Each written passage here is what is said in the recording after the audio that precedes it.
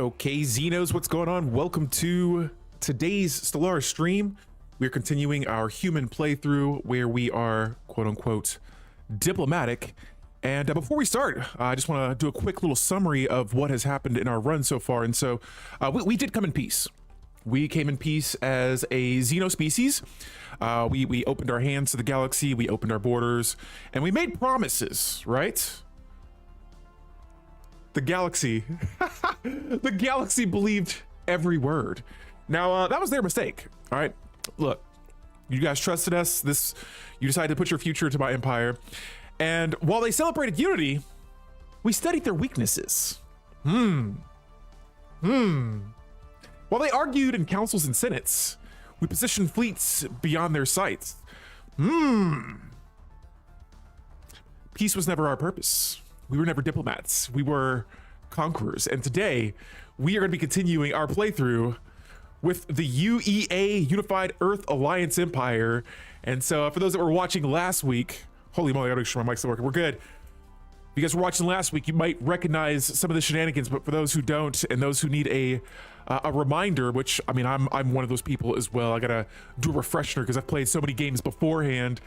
We are going to take a look at this empire, break it down, and then we're going to start making some moves, excuse me, where we are going to try to position ourselves as emperor of the galaxy. And right now we have a rival that is stopping us from getting there. They have a slightly higher diplomatic weight, but I think we may be able to turn that around. So let's take a look at the UEA. We are a democratic concurrency. All right, and so for our governing ethics, we're playing with a fanatic egalitarian and a xenophilic empire. On top of that, our civics are Beacon of Liberty, Idealistic Foundation, and Diplomatic Corps. And so a lot of these mostly help with unity. I'm trying to attract refugees, which we're doing pretty solid with that right now. Increasing citizen happiness, and this helps me with diplomatic weight. And really just mostly it's kind of centered around my population, all right? You're a Beacon of Liberty. What's going on, Weasel? Welcome to the stream. Man, an empire shifted from diplomatic to aggressive. Seems familiar. This is true. This is true. This is our empire right here, the UEA, being ran by a lithoid. All right.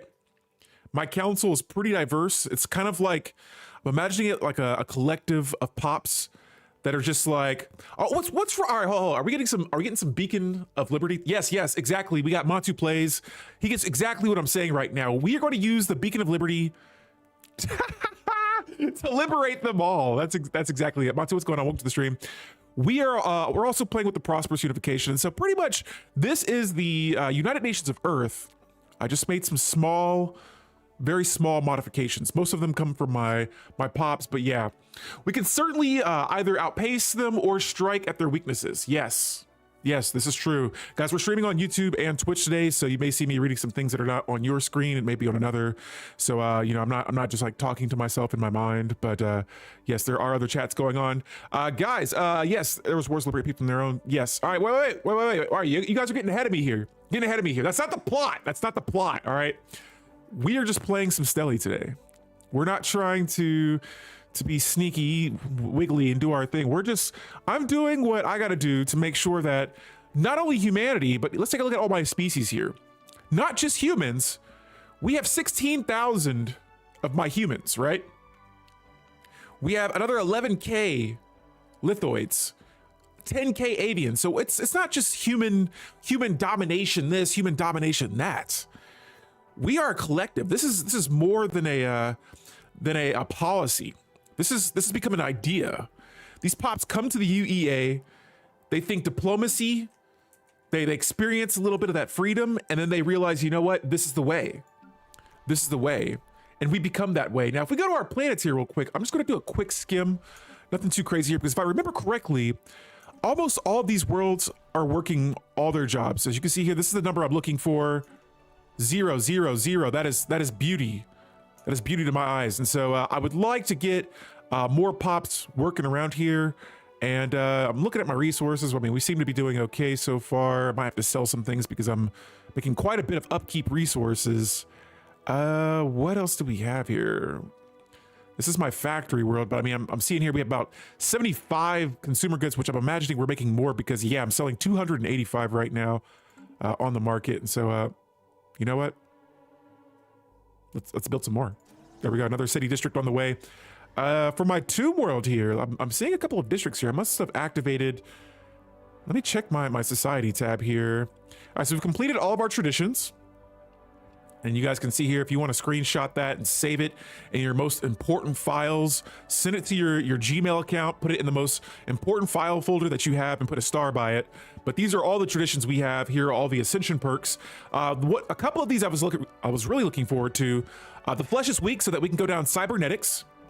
Eternal vigilance for the, I've really been leaning heavy into building deep space citadels, star bases, upgrading those bad boys, and really having fun playing more defensively. Kind of like using counterattacks, you know, trying to bait people into attacking our incredibly strong defensive platforms and star bases, and then bouncing back with my fleets. And so, yeah, the Eternal Vigilance, a lot of star-based modifiers, a lot of defensive platform modifiers. Xenocompatibility. Now, this is what's, I feel like, making my species just grow insanely fast. We get that 100% refugee attraction, which is crazy. 20% bonus to pop growth speed on any owned planet with at least 2 different species, which I showed you guys just a moment ago how many species I had in my empire. That is a lot. And so all those bad boys are finally starting to add up, and we are experiencing some very, very fast pop growth. We have Galactic Contenders, increasing that diplo weight once again, allowing me to do more damage to in-game crisis, I would say in-game crisis, fallen empires, awakened empires, gate builders, and void worms. And then lastly, we have Galactic Force Projection, which I'm already getting back. I'm catching up to my naval cap right now. So we'll be that's why I'm trying to manage my resources a little bit, figure out what I need to be building as an empire resource wise, so that, you know, like I said, right now I'm thinking about building a bigger fleet. I'm going to need more energy credits, more alloys, possibly some strategic resources and things like that. And so, oh boy, so many organic traits picks left alone. Oh, are you talking about with my species? Yeah. Actually, I'm glad you brought, see, look, this is what I'm talking about. Fish and chips. That's what I need right there. Completely walked. I didn't even see that. I got 3 trait points left on my species here. And right now I have refurbished implants. This is from being a cyborg. This is my first time kind of seeing this right now. But it says that this increases pop growth speed by 10%. This trait belongs to the following category: cybernetics. And it says the enforced backwards compatibility of mandatory implants greatly reduces the cost of outfitting newborn citizens. It's crazy stuff. For my negative trait, I have a negative 30% pop growth during war and crises. However, I don't have to worry about pop growth as much, just because I have so many pops that are relocating to my systems, my planets, whether they're at war. There's always wars going on in this galaxy. I'm just trying to manage my way through it and make sure that my empire comes on top. And so a couple of traits here that we got to pick. I got 3 trait points right now. I could go with a really strong one that's like level 3. Habitability from colony age. Now, the genetic memory traits, I'm curious, does this only work when you're colonizing a planet, or what if I already have all these colonized worlds? Habitability from colony age.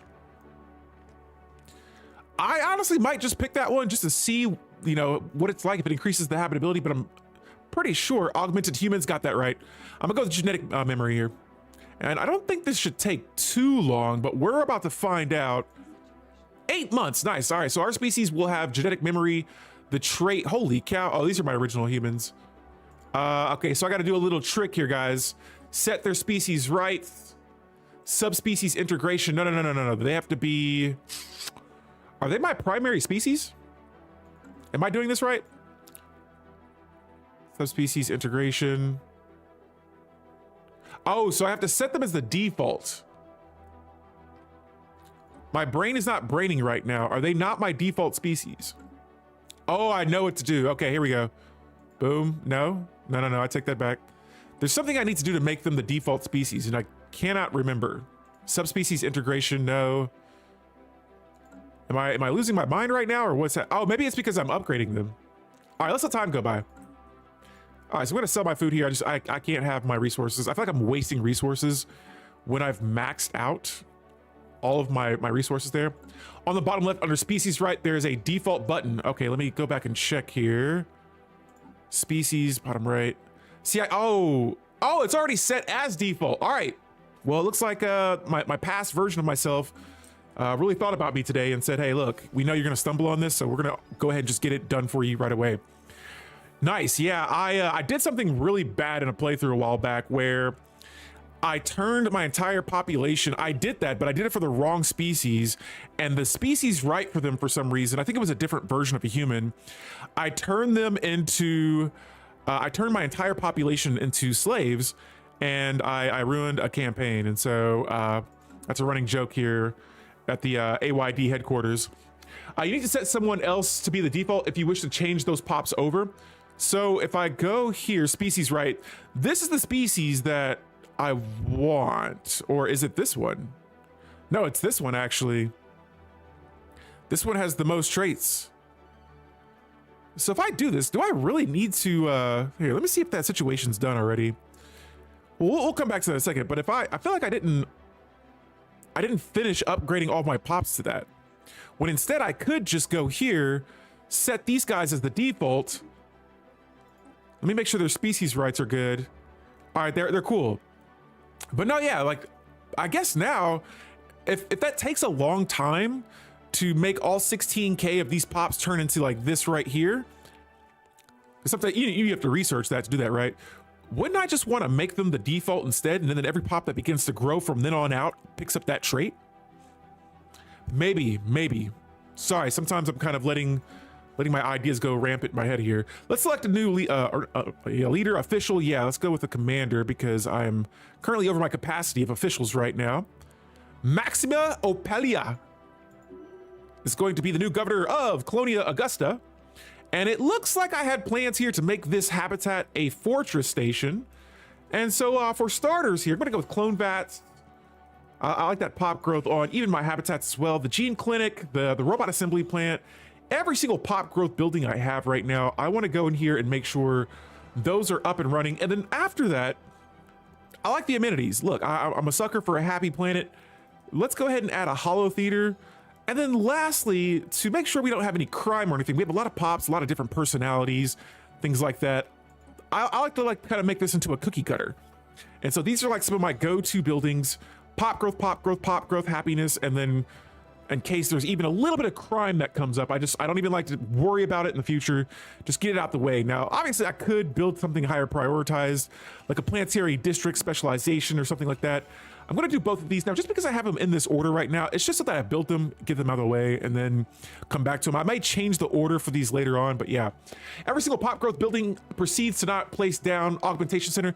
So I was going to, but when I looked at it, I didn't see any pop growth modifiers. So let me go back. Let me go to another planet, see where, because I have these on almost every world. Oh, it does. Okay. When it comes to the icons, sometimes I can't tell which one's pop growth and which one's like a multiplier. But here, yeah, it says pop growth speed, so I completely neglected that. You're absolutely correct. Let's go back then, and I could probably live without the precinct house for now, and we'll add that augmentation center. But no, that's a misread on my part. My bad. I don't play cybernetics a whole lot either, so that's for me at least. I don't use that building in a lot of my playthroughs. We're gonna reverse engineer arcane technology, and that is going to give me 10% research speed. We gotta get this robot out of here. Yo, guys, boo this robot. Be gone. All right, my cybernetic implants. We still have a couple of tinks and things we got to work out here. So every once in a while, we'll get an ad while we're trying to play some Stellaris. My implant is malfunctioning a little bit. And the job F for specialists. Wait, what do you mean? What does that mean? And the job F for specialist. Oh, job efficiency for specialists, right? From the augmentation centers. Fish, what was I just playing yesterday? That, oh, okay, so look, I'm late to the game. Real quick, we're gonna get slightly sidetracked here. I'm a little late to the game. So I love robots. Most of the people that I play with know that I get down with my robros. But I just did Rogue Servitor. And oh my goodness, I got blocked off, all right? So we were playing multiplayer. Everybody surrounded me, had me pinched in the galaxy, and I didn't know at first, but I thought about this all day at work yesterday. They pinched me off, took my systems, they took all kinds of stuff. That's all I'm gonna say. What's going on, Tabre? They took all my stuff. And they were like, all right, you only have your pretty much your sector. And I'm like, all right, I can make this work. And I'm seeing the job efficiency. I'm seeing the pop growth. I'm seeing the power of rogue servitors. Now, I'm a driven assimilator fan. I really like just playing like a neutral, kind of like, I could call them like a city building empire. Like, what is it? Constructobots. I like starting on either a ring world or a machine world with resource consolidation, and just having those districts already open to me. I can specialize them however I want. I don't have to research them. So right off the back, it's just a huge, like, I feel like an advantage when it comes to building your infrastructure and building your resources. And so, and nobody does trust machines. That is true. But look, all I'm going to say is when I'm playing in a multiplayer game with other players,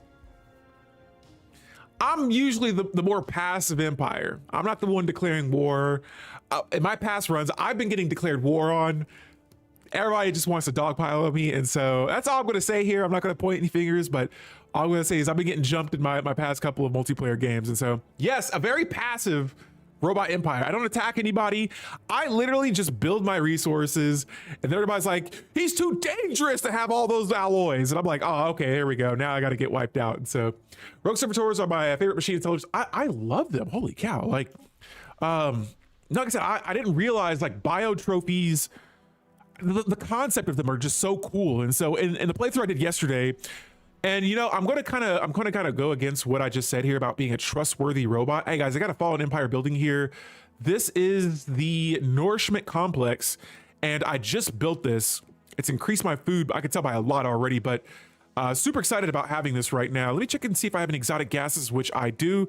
We're gonna upgrade that bad boy and get even more food from this planet. But yo, check this planet out. It's a hyper ecosystem. It produces per 100 farmers 2 extra food, negative 200 food upkeep. Now, when I was playing this playthrough, I found some really good planets with good modifiers here. There's one in particular. Check this out. This is planet Meridium. This planet has atmospheric aphrodisiac, increasing habitability by 5% and pop growth speed by 10%. Then I had the rowdy bunch situation happen where I increased pop growth by another 35%. Dude, this is the pop growth planet. You want to start a family? This is the planet you go to. Now we do have that crime and happiness modifier.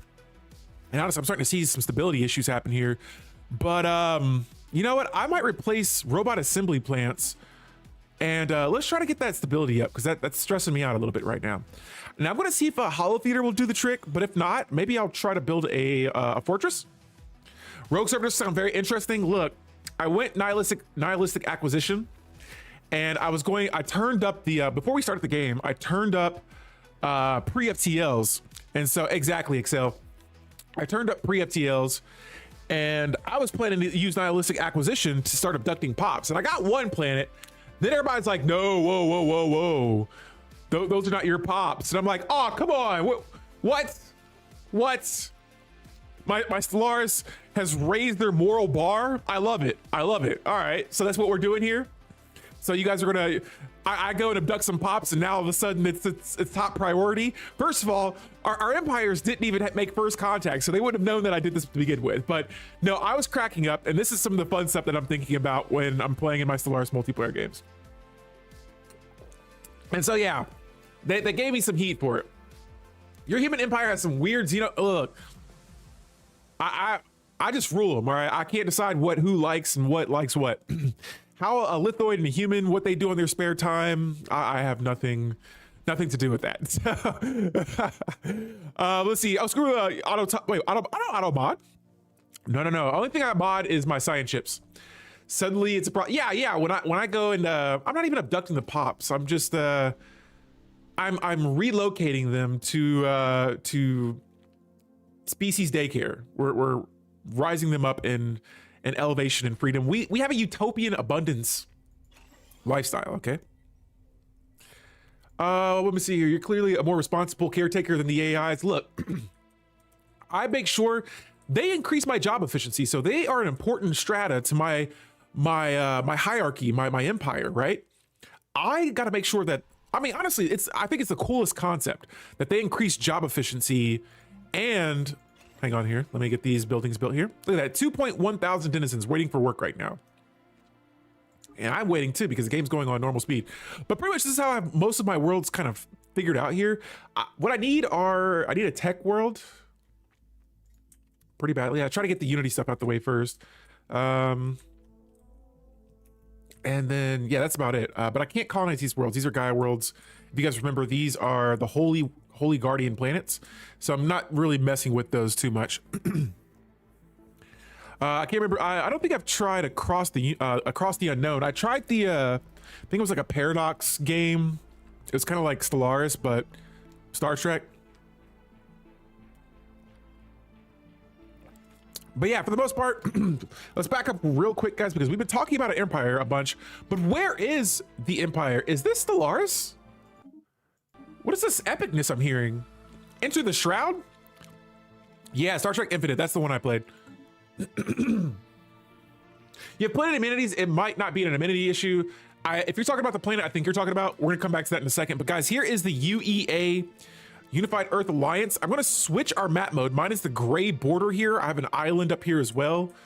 I'm gonna switch the map mode to Union mode. Now, this is everyone that's in my Federation or is a subject. And speaking of subjects here, let's see what we have. Do I even have subjects? Let me find my empire. And there are a lot of empires here. Yes, I have 3 subjects. So I have the Larian Consciousness, the Synchrosat Therex Covenant, and the Sildarin Mandate. So these are 3 subjects. We are in a federation, a pretty large federation as well. We're level 4. We're almost level 5, but we have a lot of modifiers here that have added to our diplomatic prowess, I suppose you could say. When it comes to Diplo weight, right now I'm leading this federation by more than double. All right. Our economy is doing really well. Our fleets could be better. Our tech, same thing, could be better too.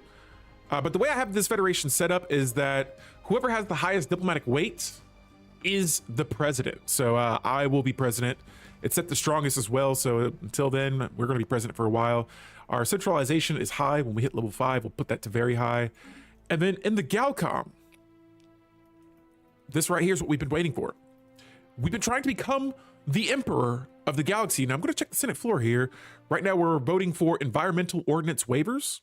This is super good for our diplo weight coming from our economy, 80%. Good stuff there.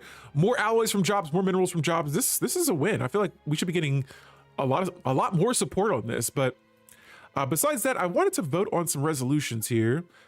Enable veto power is now active. We need some influence here, but we will try to nominate ourselves as custodians. Let's give that a try here a little bit later on. Give me 1 second, guys. I'm going to take a little drink here.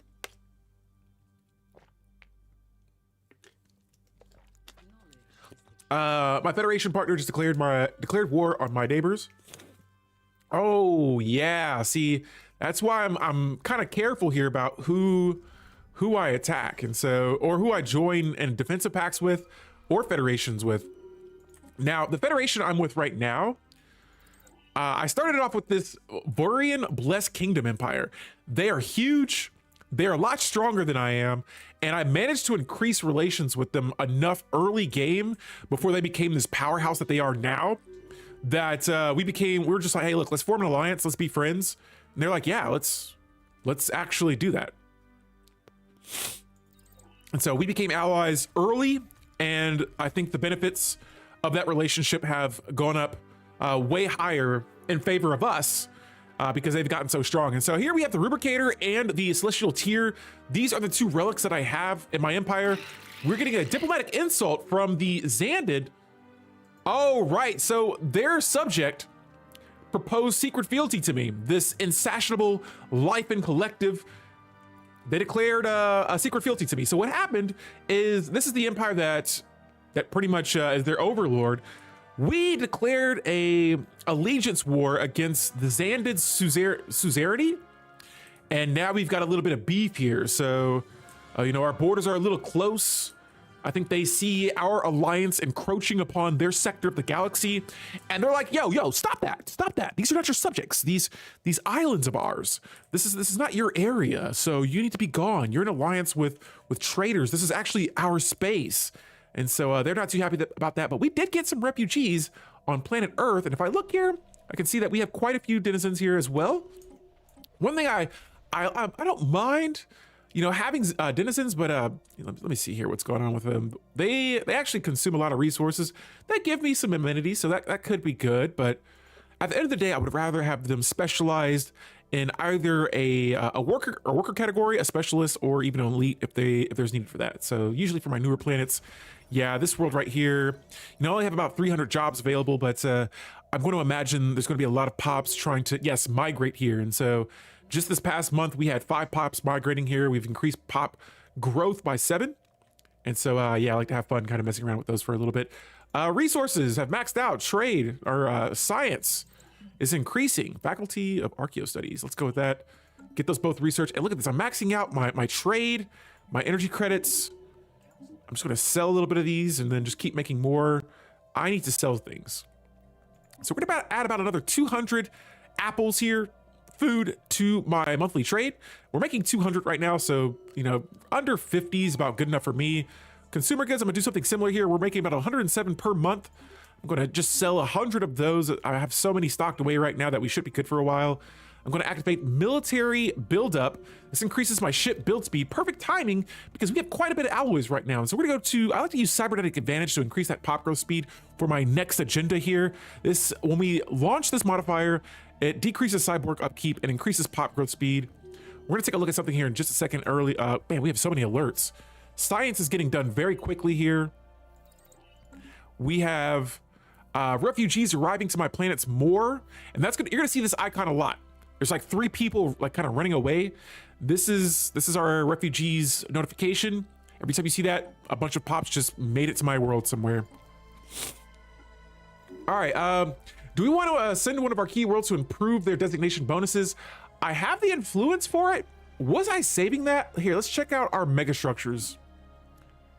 Let me see what I have. Actually, I think this might have been what I was going to save them for.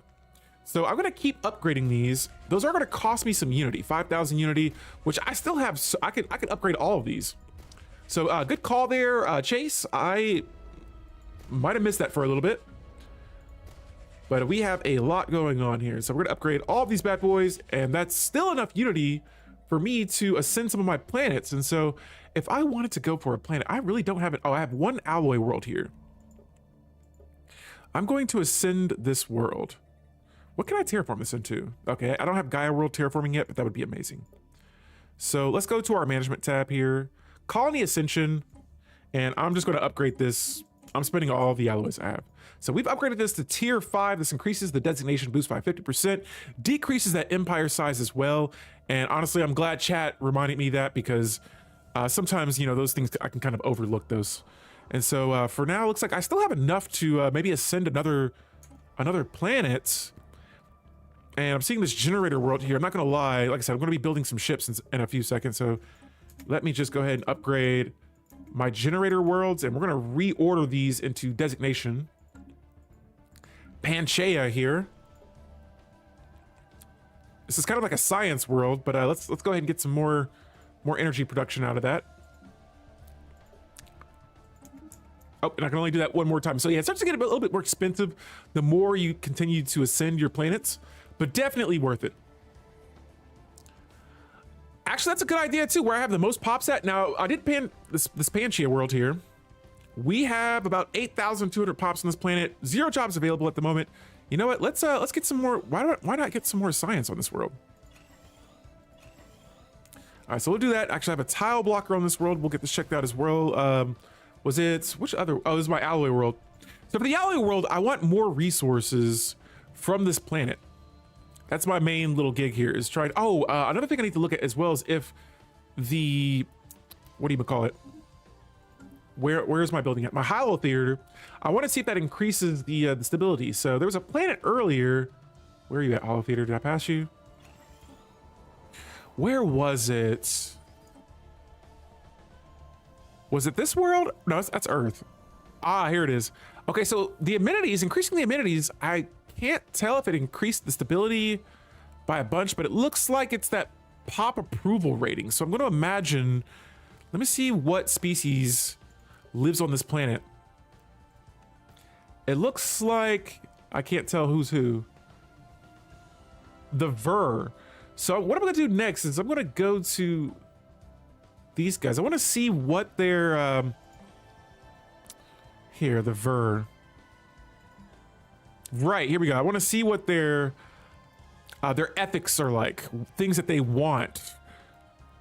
So we have our factions here, and I want to take a look at the factions tab on the right side. Let's see who likes what faction. So these guys are the technologist faction. All right, so we got about 60% from most of these guys. They're okay with that. I knew it. They're spiritualist. Yeah, we're gonna have a couple of these members of these higher ranking groups here that are probably not going, or they're gonna be a part of these factions that are right above me. So at the top, these are my top factions: the Free Thought League, the Xeno Liberty Trust, 100% support from both of those. The Council of Scientific Ascendancy, I'm imagining, 60%. So we get some support here as well. Not too bad. Now the Conclave and the March of the Brave, they don't like the way I'm running this empire right now. They're not really with this, so they're like, all right. I'm imagining that's where most of the pops are coming from on this world. Now, let's go here and manage this a little bit. There's a lot of pops in this faction. I don't like this. I don't like this one either. It's causing me a lot of approval. So I'm gonna get rid of this lower approval one right now and try to suppress that faction. We're gonna say, hey, look, cut this out. We don't need that.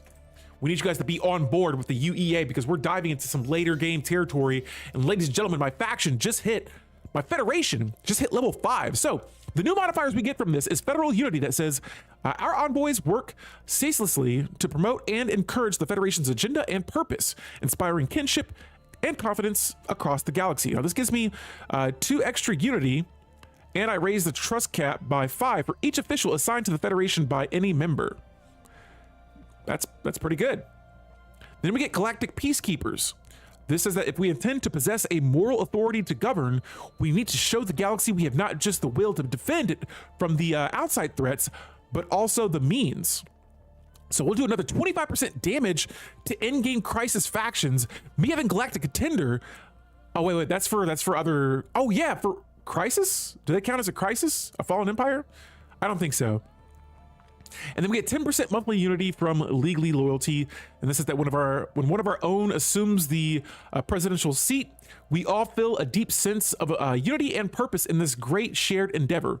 We will go forward together. And so, oh, that's only for the president too. Nice. I wish I would have got this a little bit earlier, but yeah, we're producing a lot of unity right now. So I'm feeling very comfortable where we are with that resource right there. And so you can't build deep space black sites on your deep space citadels. You can stack them to help manage your factions. Yo, I don't recall what they do though. Can you give me a refresher? I can go check it myself here in a second too, but I'm gonna get my civilian ships here nice and organized really quickly. Let's keep our game going. What is this? Oh, this is another habitat. Nice. Let me make sure I'm colonizing that. All right, the Ver, I like you guys. But you're causing me some problems in my galaxy, and I need you to get it together. And we're just gonna give it the name that it has here. Leveling up one of our leaders here, and let me go check. I wanna see about this Deep Space Citadel. Speaking of Deep Space Citadels and defensive stations and things like that. Oh, here we go, a Deep Space Black Site. Produces Unity. Yeah, I forgot these produce Unity. Ah, Governing Ethics Attraction, plus 25%, Ryan. Good call right there. Good call right there. This right here increases stability as well. Can I only build one of these per base though? You know, I'm going to build these everywhere. Oh, okay. It can only be in black hole systems, I'm imagining. I copy that really quickly. Let's go ahead and move on to the next. I want to tab in between all of these. Wait, did it just let me? Is it letting me? Oh, these are between systems. Okay. Right, and I'm just upgrading a few of these. Like I said, I have a lot of alloys for it. Now, this is expensive, though. I don't know how many of these I will be able to upgrade. And let me go back and double check here. Oh, no. Oh, we got to vote to make our Federation high centralization. Let's do that. I support that. We do have rings. Look at all these upgrades I have. Man, I have a lot to upgrade. Holy cow. Let's just go from bottom up. Bottoms up. All right, and so that's a few of those. I'm going to add some specialist resources to those. Let's see here. What did I miss? You can build deep space black sites on your deep space citadels. You can sap them to help manage your factions. Nice. They increase stability, and they also give bonuses to governing ethics attraction. Yep. What's your thoughts on nomads? Got any ideas for any empires? So, not necessarily ideas for empires. I actually take that back. The heirs of the Khan. Oh man, I cannot wait for that. I'm probably playing that one first. All right, someone just died. I'm looking forward to that. Roguelike elements being brought to the game. What else? Nomads. Like I said, I don't know if that's my playstyle exactly, but the Khan one, I cannot wait for that. And I'm curious to see if you'll be starting off as a Khan in like an already made galaxy, or will it be like a kind of similar to starting a new game in Stellaris? And so also the scenarios, I can't wait for those. Let me see, where are we? Gotta make sure I'm not losing any food here. One thing I just can't do is I can't see my resources be in the negatives. It drives me crazy.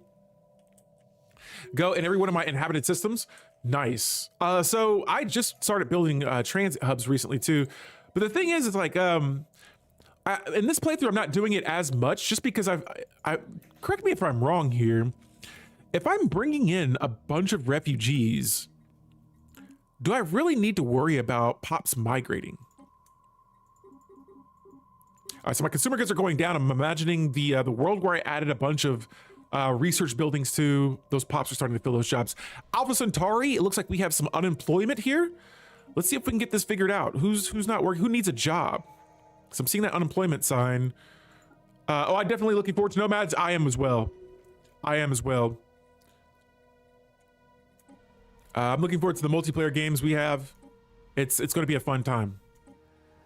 Let's see here. Where do we have? We have unemployment. Alpha Centauri has 700. Yeah, we have quite a bit of pops. 1,900 pops here. I'm going to imagine they don't want to go to these other worlds due to the habitability. These planets are all not the same types of worlds. This planet could be a game changer for us. But I got this habitat here, so if we really want, if those pops really want to work, here's the world for them. 700 jobs here. You know, let me just manually do it. Sometimes the AI just doesn't want to move sometimes, so you just got to kind of force them here a little bit. And let's go to, where's Sirius Prime? Here you are. It's my resettlement policy, so we haven't even changed that. I might just leave that be. I'm not too worried about them. If it becomes an issue later on, sure, but I can imagine these planets, 700 jobs being available on one of my habitats. It's not a game changer for me. But hold up. Let me go back real quick, guys. I think we just got a follower, and I missed the alert for it. Over on Twitch. Okay, wait a minute. I made a mistake. That was an alert that we had. My bad. Sorry, guys. Am I missing something here? No, we're good. Let's keep our game going here. We got all these new star bases that have just been built. I'm going to add whatever buildings I can imagine go on here. And then after this, I said I was going to build up some more ships. However, that was a lie.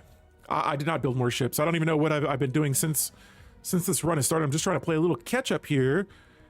And let's see. I'm not sure how refugees select their destination planets, but the transit hubs also help your civilians move planets with more jobs. Okay.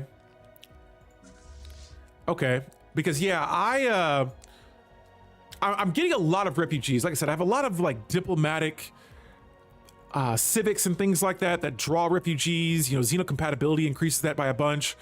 But yeah, now I'm kind of like, do I need to worry about transit hub right now? Just because if I really wanted to, I would just go in and manually move them in myself. I would change the resettlement law. And hey guys, these guys from the earlier version of, or the earlier playthrough of this campaign, they injected us with their Fallen Empire trial vaccine, right? And I think since then, we've only been getting positive things from them. And so now they're giving us precursor data caches. This is a modifier for 10 years, increasing all my science categories job production by 25%. And so we will graciously accept that from the Fallen Empire. I think we've been getting along with most of the Fallen Empires in this playthrough so far. But unfortunately, my empire has not found the head of Zar clan yet. And so if we do, that would be awesome. Oh, excuse me. And here we've colonized another habitat. All right, so I'm starting to run a little bit out of room here when it comes to recruiting leaders. Let me once again rinse and repeat here with my clone bats building. Honestly, I don't know if we want to add too many pop growth buildings to this world. I think we have a lot of worlds that have a lot of pops on them already. This appears to be a fortress station, and so I'm just going to jump straight over to building a planetary shield generator, some strongholds, and then let's just get planetary defenses up on this habitat as quickly as possible. Probably not an immediate concern, only really noticeable when you've got full planets. Okay.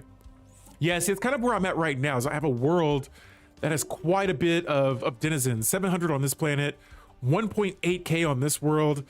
And so, honestly, I could get away with maybe upgrading a few of these buildings on these worlds. But yeah, we've got a lot going on with our pops. Now, I'm going to jump over to my fleets here. Let's reinforce some ships. Got quite a few fleets here, actually. Which one's the Federation fleet? Is this it? No. Do I? Oh, I'm not. Am I not president of the Federation fleet? Where's the fleet at? Hang on. Let's bring this back. Okay. So we're going to bring this back to our primary sector here and just have our Federation fleet just kind of post up for a bit. I'm just going to kind of research a little bit, leaning towards the military technologies. When it comes to peaceful applications, we're going to use ancient fat, increasing happiness by 5% just for a few months. We just found a Fallen Empire building, a robot manufacturing nexus. I want to upgrade that. Oh, hey, good call on the orbital rings. Yeah. Hang on. Let's go to, can I do this now or what's up? How do I build this? Is this a separate building? If so, oh man. That is going to be a fire building to have. Let me see if I can replace this with something. Where are you at? There it is. It's going to cost me living metal, though. That I don't have right now. But dude, actually, can I buy that on the market? Hold on, can I buy? Oh, I can buy this? Dude.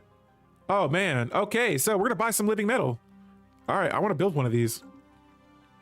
I also need alloys, which no biggie. I have plenty of trade. Bingo. Let's get that built somewhere. I want to try that out. Let's find, looking for a planet that does here. Let's replace this. I'm just going to turn this into a robot world. But the question is, which building do I replace? Let's replace the gene clinic with a robot manufacturing nexus. There's 2 worlds for the robots. Sweet. So that's our latest Fallen Empire technology, and holy cow, I have so many starbase upgrades happening right now. Let's go to the ring world real quick, or an orbital ring around one of my worlds, and I'm going to add, oh, wait, it has to be a building. Okay, so I think I have to upgrade that building, or this ring around the world before I can add that transit hub to it.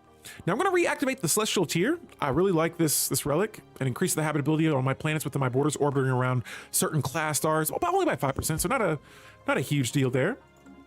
Let's also check around here. I'm going to use this Astral Siphon and Astral Boost. Those are my astral actions I have right now. Let's go to our discoveries next and go back to our collection.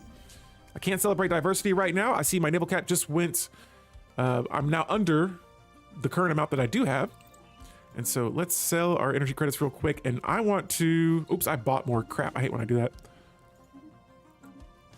Double check here and make sure that we can increase our empire's naval capacity. Now, for the rings around some of my planets, especially a crucial planet like Earth, I'm making this super defensive.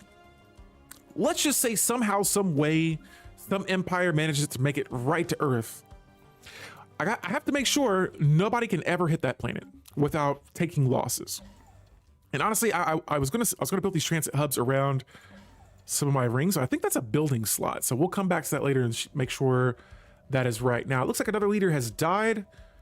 Let's make sure they weren't governing. Oh yeah, they were governing Neridium. This is my urban world. I'm just going to start hiring officials at this point. Let's go to our head of research, and let's go with Inode Roan. The scientist, is maimed. That won't hurt him too badly. That trait though, that narrow-minded might hurt a little bit.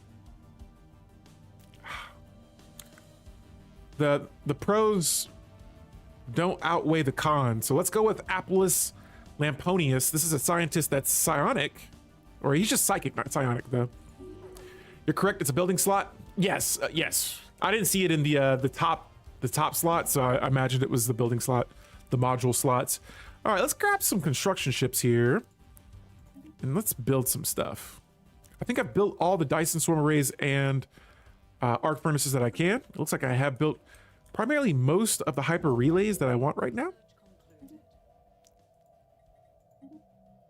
Let me just finish building these here. Looks like I already have one there.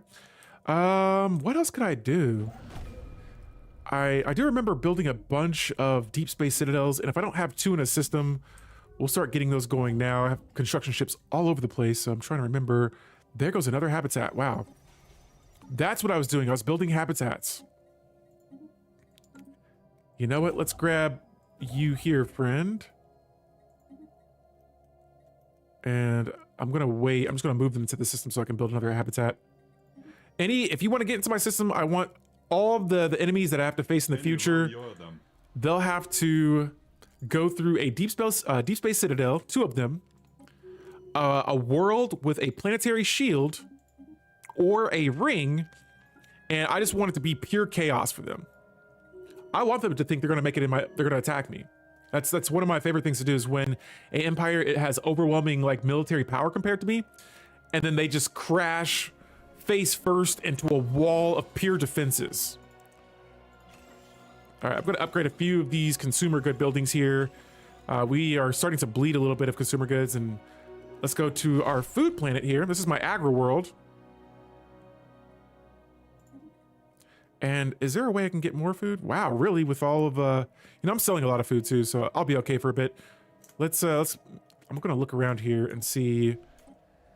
Yeah, we'll upgrade some of these food processing centers. That way I don't have to build any more districts. And all right, I'm seeing a lot of jobs here. For the pops that want to stay on those other planets, let's change the resettlement.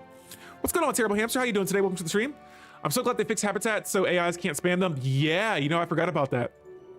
That used to be crazy and honestly a little disheartening when you're like going up against an empire. They build like 5 of them everywhere. Let me catch up with chat here real quick. So, what is important to have leaders on? Well, what do you mean? Like on planets? They're almost important to have on like everything. What is this? Oh, this is an alpine world? What's going on with this world? Increase habitability? This could be a good generator planet. Sure, why not? More energy credits? Let's stack up on it. I like the name of this world. Proxima Centauri B. Let's give this leader a good level. He has this is a corrupt leader. What am I going to do with you, Prakti Magoon?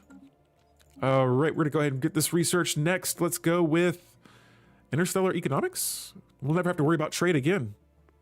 Oh, this gives me more trade from trade hubs too. So fun to turtle up a border star system. Yes, and for me, this is actually a big empire.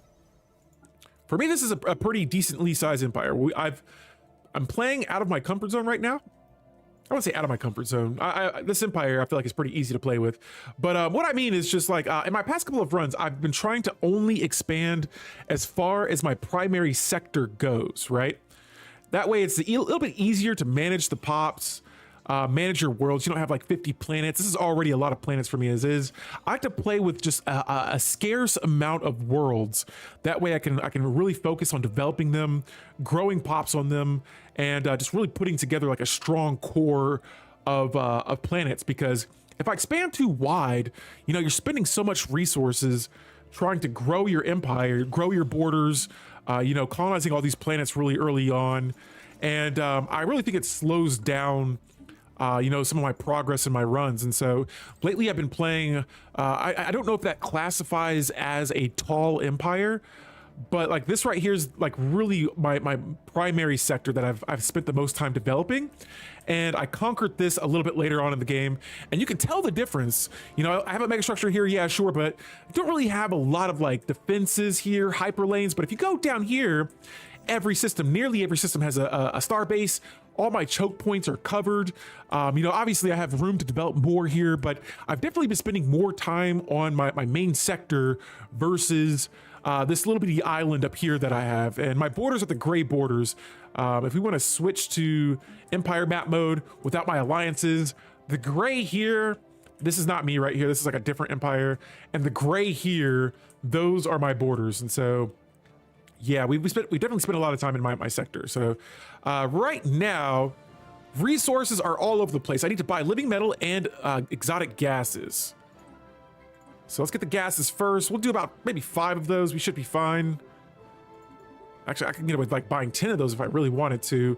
And then let's buy a little bit of living metal. We'll just buy like maybe 2 for now. I know that's coming from my robot building. That should handle the trade for the time being. Let's get some technology here selected. Wow, tile blockers, that's crazy.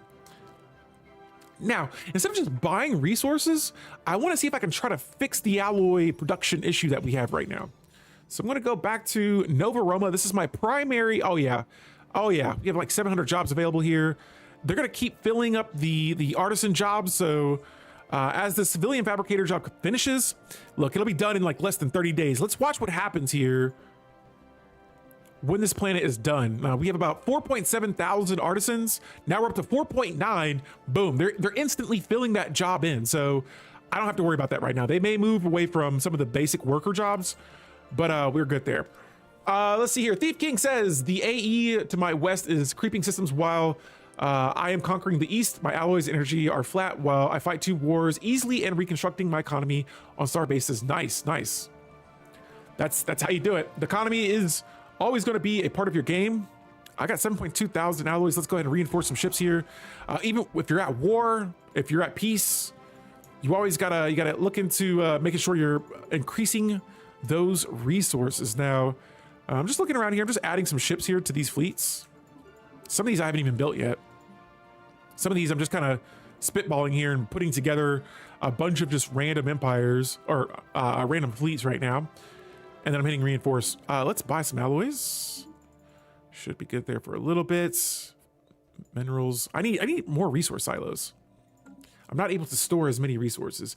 And actually, speaking of resources, let's upgrade a couple of these megastructures. The Dyson swarms for sure. And I'll have to wait to get the arc furnaces. They're a little expensive. Let's go next up to our construction ships. I'm going to automate a few of these because, again, if I'm upgrading these arc furnaces, I don't know if it adds more resource deposits that you have to like mine for. But I'm going to make sure at least a couple of my construction ships are automated so that they can do those in case I miss those planets. Now, can you add traits to species while in game? You can through technology and ascensions and things like that. And so with my species, my primary species are these guys right now. I've already added a bunch of modifications to them. Let's go with our second most populated species here. We're going to create a new template for them. Right now they have slow learners and solitary. Let's get rid of maybe both of these negative traits, sure. You know, slow leaders, I don't mind them having.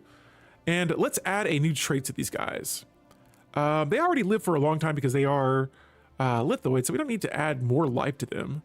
But every 100 pops working as a slave or better produces monthly pop growth. I like the sound of that. And we could go from decreasing empire size by 10% from pops. There's quite a bit of them. And then I have one more trait that I could add to these guys. Let's try, we have options here. Let's go with conservationist. This decreases pop consumer good upkeep by 10%. And so there we go. We are now upgrading them, adding a bunch of traits to the species here. That'll be finished in 10 months. And then I'm going to set this as the default species. We're going to go back to the species, and I want to make sure that we're going to go to their species right. I want these guys to integrate into the default subspecies. We're going to hit yes on that. And over time, my species will turn into, they'll have a bunch of new traits now. All right, now I'm going to go back and sell these these energy credits here. Arc furnaces always replace basically my entire mineral and alloy economy. That's how I love them. I love them, but I still like to have planets specialized for my basic resources. No, I don't need another commander, but we can have them as officers. I don't need any more generals right now. And see, here we go. I like what I see here. So this habitat has a lot of jobs available here. I'm going to add more of these strongholds to it. But now, oh, right. So yeah, so we're going to go back to our government tab. Oh my goodness, that scared me. Oh, it's not the right sound. I wish it was. There's a sound that I need. It's one of the lithoid sounds. Let's go to species rights here. Oh, these are policies, but resettlements, where are you at? Am I missing it?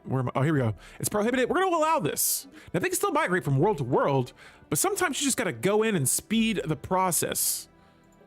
So we are going to resettle some pops. I believe, wow, Earth has a lot of civilians here. And give me 1 second, guys. I got to figure out here. 1, 2, about 3, 4, 5. All right, so that should be good. We're gonna go to Neridium next. Actually went to Alpha Centauri. They actually have a lot of citizens too. 7, it's about 8, 9. All right, so I just sent about 900 pops to this world. Let's see where this goes to. Boom, beautiful. I love it. So as you can see, that crime has gone up a little bit, and that's okay. That's to be expected. We just moved a bunch of pops over here. We have 2,000 pops on this planet. Same thing here. So this is why I usually don't use Transit Hub, because I'll just go in and do it myself. But I can see the appeal to, like, you know, this makes it a little bit easier. Sirius Prime, I know, had a lot of civilians. Let's see, 2.2K. 2, 3. Oh.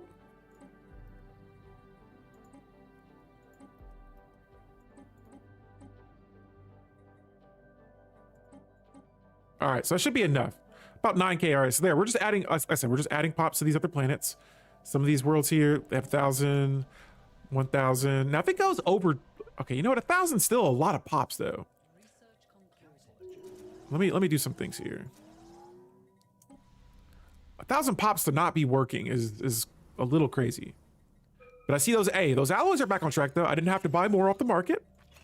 We just handled it with our buildings and our workforce that we have now. And so here we have another 1,000 pops. I'm going to swap this administrative hub out with a, what do I need more of? More alloys wouldn't hurt. You know, let's go with, let me see. What about a mixed industry? Let's do that. I don't know if a mixed industry allows you to build like moats or things like that, but that's why I'm going to try that out and see. It's also free when the pops move themselves. That is true too. I have so much unity and so many energy credits I'm producing right now that it's a cost I'm willing to pay to speed up. Now, guys, we're gonna go with build relations again. We are slightly, you know, diplomacy. Just because I'm saying I'm not a diplomatic empire does not mean we don't use diplomacy. Let's go to the Galcom. Here we go. Storm Surveying Initiative. Boo. We don't want this. What do we really want? What do we want to pass resolution-wise as a Galcom? I know what you guys want. You want me to be the Custodian. Now it says weak support, but I think I have Diplo power to make this happen. Now we got to go here. Oh, here's our new president, Mino Matina. A young president. How old are you? 36. Wow, that is what an accomplishment. Our new president is Mino, and she is 36 years old, governing this galactic empire. That is quite a momentous task, I must say. Can you imagine doing that? Being elected president of so many different types of species, so many worlds, and managing that. That would be insane. All right, let's go ahead and get all this upgraded real quick. Like I said, any worlds I'm seeing with no jobs. This planet, what is this? A Patriotic Institute of Celebration. Interesting. I don't remember how I got this building, but I do remember getting it at one point. Let's see. This is my generator world. Always want to make sure we're producing more energy credits. Running out of those is a issue I definitely don't want to have to deal with later. All right. As a noob, what I've neglected is planet management and pops. I will say the more time I spend with it, I've neglected it for a long time too, but I mean, if I really want to go in here and start like moving things around, I could, but no, yeah, just using these tab sliders has helped me out a bunch, especially earlier on in the game.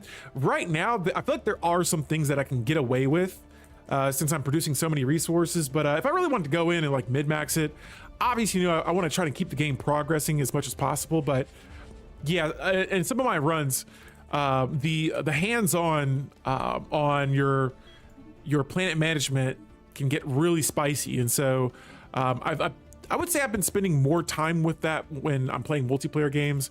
But here, like I said, I feel like you know, playing against players and then playing against the AI are two different ballparks, and so in single player, I can kind of tend to relax a little bit and not have to jump from slide bar to slide bar and prioritizing jobs over jobs and things like that. And so let me go back here. Planet management is what I enjoy, Stellaris. That and the policy tab, species rights. I love the flexibility of the game. And see, I do love it too, but when I'm live streaming, I try to keep that in mind for some of the players because, you know, going in here and spending like hours just, oh, hey, I'm going to, you know, I don't need soldiers on this job or on this planet right now. So let's just, sometimes I feel like that can be a little dull for me. Or to explain. Now in multiplayer, I love doing that because I'm trying to obviously, you know, keep up with other players and things like that. But in this here, for me, it's more, the goal today is to become the emperor. But I 100% get what you're saying though, Montu. I love planet management. I like it though when I'm on a newer planet. And so in this case, like I said, I feel like I have so many of these denizens that all the issues I would have from using those sliders, I use those because I don't want to have upkeep on jobs and things like that, but I could just move all of these citizens to a planet here. And actually, you know what? I'm getting some insight here. I didn't think people would like to see that, but now I feel like Montu's inspired something here for me to go in and have more fun with this. And of course, while I'm looking at this, my leader dies. That is hilarious. I'm sitting like, you know what, this could be fun. This could be a lot of fun. And then I just hear I hear that alert and my leader's dead. All right, so Karam just died. Let's launch them into space. That is hilarious. And let's recruit, you know, let's go with Stalk of Brown. This guy has a lot of hands. Let's go ahead and hire him. Yo, that was hilarious. I'm like, this could be fun. Boop, boop, boop. Sir, your leader's dead. All right, so yeah, we have this mixed industry now. And this right here is exactly what I wanted. An exotic gas refinery. We do need rare crystals. Let me see if I can build those. Nice. Synthetic crystal plants. You could say he's handy. This is true. All right, so I'll keep it going. Just because I like the idea of like, this is happening in real time. Now, sometimes I do have to pause when I'm getting a bunch of alerts. But Tiberius, you've leveled up. Classic Stellaris, yeah. Let's see if I can celebrate diversity. We should. I feel like celebrating diversity should get amplified if you have more pops. That's a lot of diversity. Let's go to let's see our demographic chart here. Look at that. I have 17,000 pops across 13 worlds, and that pie chart looks like, I don't know what. That's a lot. Earth's governor just died. Holy cow. All right, let's recruit. Let's do Postuma Antonia. Here we go. Our new governor of Earth. All right, I was reading, yeah, I do too. What will you do with your first colony world as a fanatic purifier empire? For a planet like that, oof.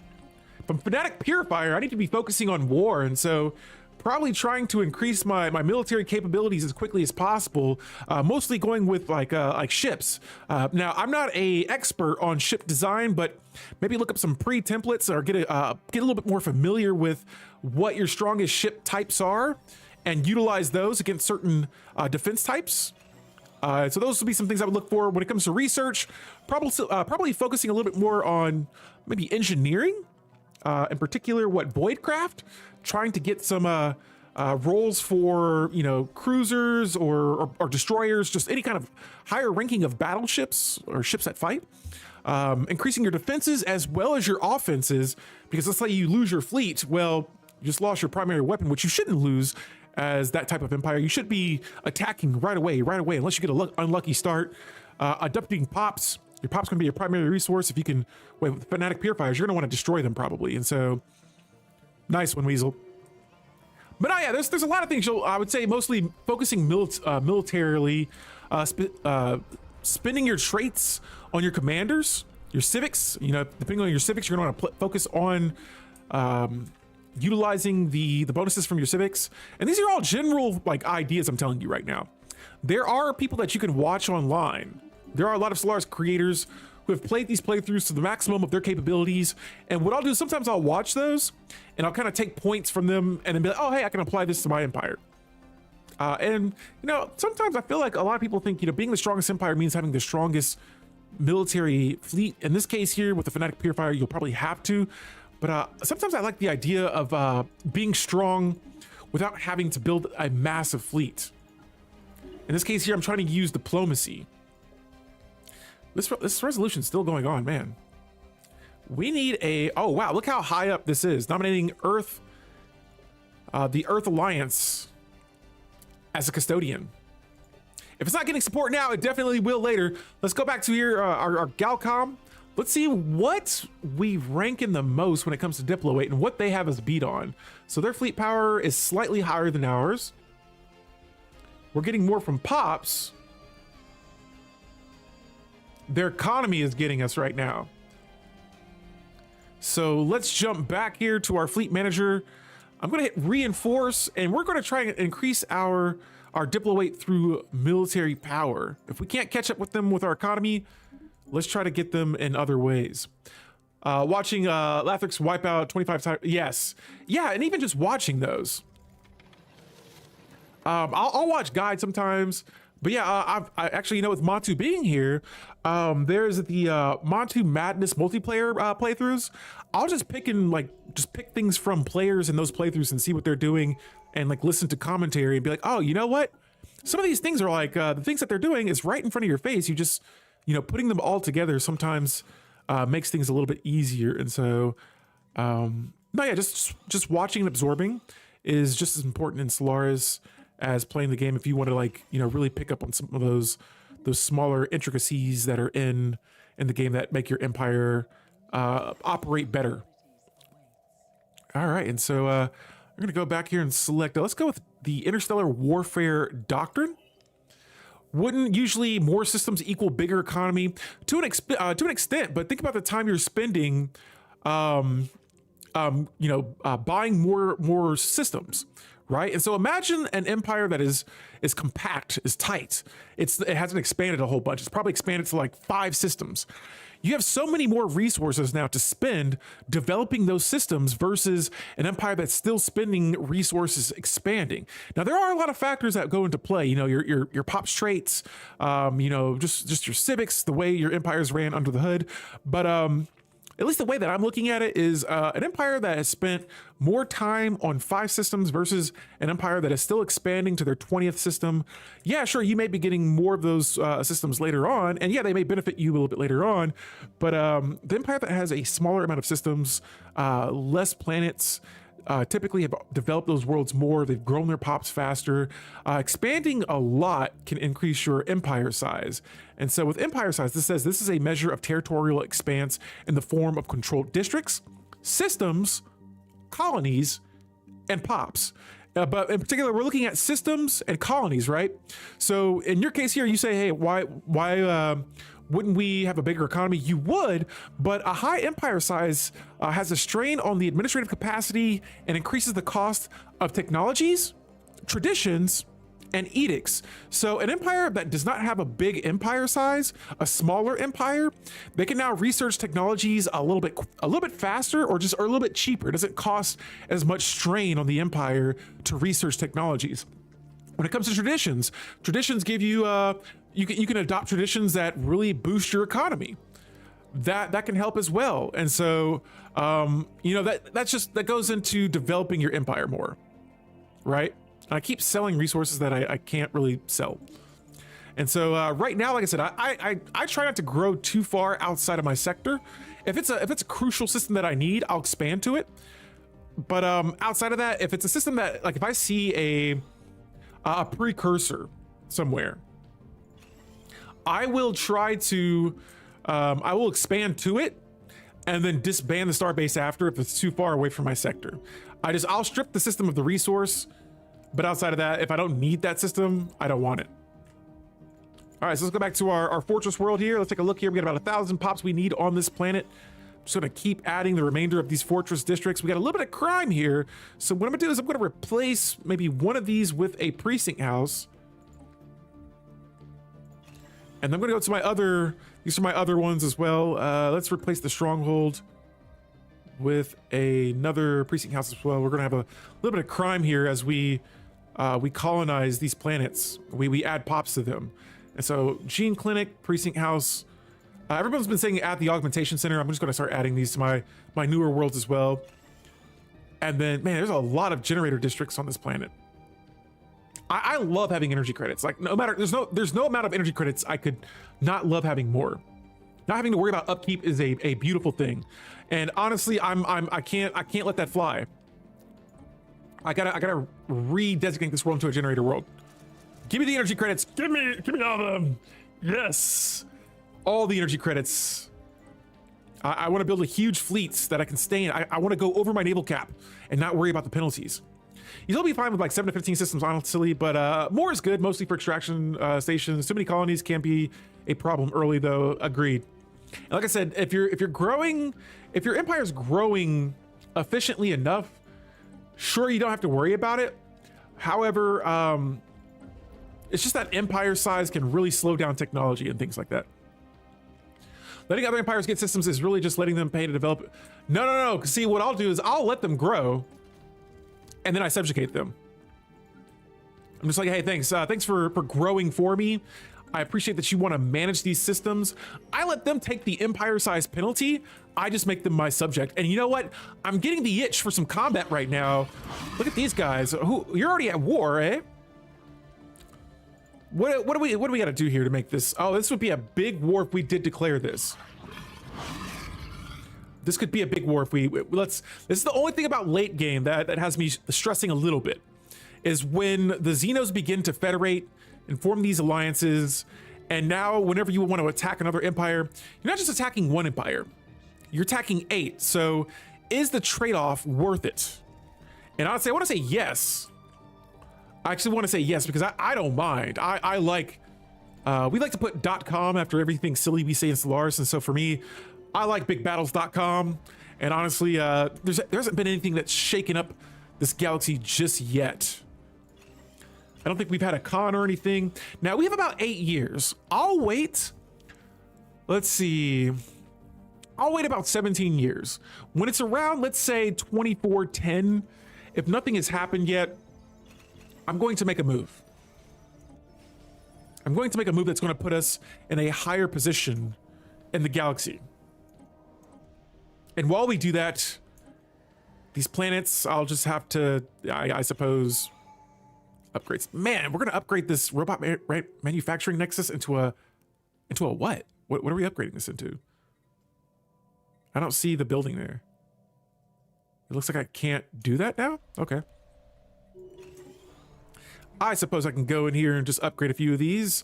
Oh my goodness, we are going to have so many energy credits. All right, so I need resource silos. Very bad. Let's go back here. Let's select this next technology. I'm going to go with habitability, get that research. Let's level up our leader real fast as well. And I need to increase or I need to build resource silos. So let's go. I know I upgraded a couple of bases here. Look at this trade This trade station, it's beautiful. No, I don't need shipyards. Why did I build those? Trade hubs. Resource silos. I'm going to make a resource silo agenda here right now. Every one of these, actually, wait, let's get the resource silos first on this one. Where are you at? There you are, as well as trade. And I'll make that upgrade to the fortress, into a star fortress later. And so the main reason I want this, just so I don't have to keep selling resources in bulk like that. I want to be able to store as much as I can. Get the Cyberx Alpha, hopefully online in my current game. Nice, nice. That's always fun. Spawning those Cyberx Warforges. Oh, and so I also want to go back. Chat also advised me earlier to build the, what are they? The deep space black sites. And so I want to see how the factions are doing now. Oh, what's going on here? Hold up, hold up. What just happened? Why are we losing Federation cohesion? It's unacceptable. Let's see what's going on here. We are losing Federation XP. High fleet contribution. Oh, they don't like that. Did we just pass this law? All right, so what's causing the strain here? What can we do? That's causing some low cohesion. That's only 0.75 though. This right here though, they don't like that at all. Do we need very high though? What do we gain from this? This very high Federation centralization. Besides fleet contribution being high? Alpha Cyberx delete, I love it. I love it. They seem okay with status change, okay. I decide, all right? And I'm saying we're keeping all our laws the same. You guys want to decrease our cohesion? Well, we can make some changes with that later. All right, so we got a commercial pack from our allies here. That's good. And we'll come back to the rest of this stuff later. Right now for my defensive stations. So many of these to manage. So many of these. And right now I'm just going to most of my choke points. If I can add a building to them, we definitely will. I don't, hey, chat, let me know if you built these. The crew quarters. I know it's for docking ships. Actually, I feel like that would be good. Docking the ships at our defensive stations if we ever get attacked somewhere and we want to wait. I like the idea of that. All right, so you do. So I'm assuming, do you put them at your border? That way they can just kind of hang out there and not have to be so expensive. This is a slow burn type of game, absolutely. Actually, I mean, some runs, it could be chaos, like right from the start. And I love it. All right, so we are gonna build those crew quarter buildings. Like I said, I usually don't build those as much, but let's check out what's going on. Are we voting? Oh, we are voting to nominate the UEA as a custodian. And right now it's being supported. Almost 7-3 right now. That is beautiful. So we may be becoming the custodian.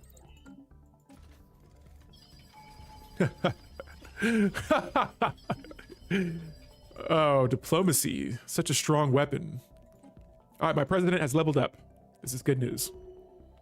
I usually have those crew quarters near the border, but not right on it. Okay, fair enough. I feel like there's not a lot of empires that could really take me on. The Fallen Empires for sure. But if we go to some of my defensive platforms and my more defensive stations, this is what they look like right now. Now, if I go to my... Okay, I was like, please tell me I picked fortification. I sure did. We'll be upgrading these actually now. I'll need more alloys, of course, but wow, 271 consumer goods. That's way so much. I didn't realize how many consumer goods I was making. All right, so are these new? No, they're not. All right, awesome though. These are going to be increasing my storage capacity though. We're producing a lot of trade. I like to see it, but you can never run out of trade. And so I will never stop building trade buildings.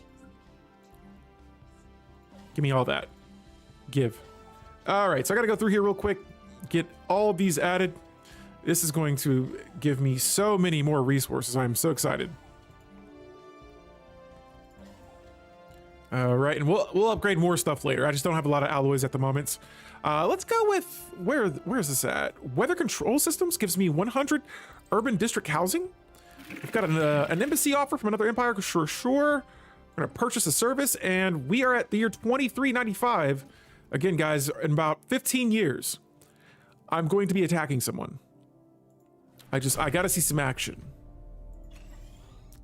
We gotta put these pops to use here. Speaking of pops, we're gonna jump back here really quick, and I knew it. You have upgradable buildings. We have some planets that need jobs on them. We have some slight unemployment. 2,000 pops on this world. That's a lot. 2,000 pops not working jobs. That's okay, though. We're gonna increase that tech score as well. Upgrading all these research buildings. 600 pops here. Okay, well, I can't do anything on that world for a while. But I can try to get you guys to move over to some of these other planets, though.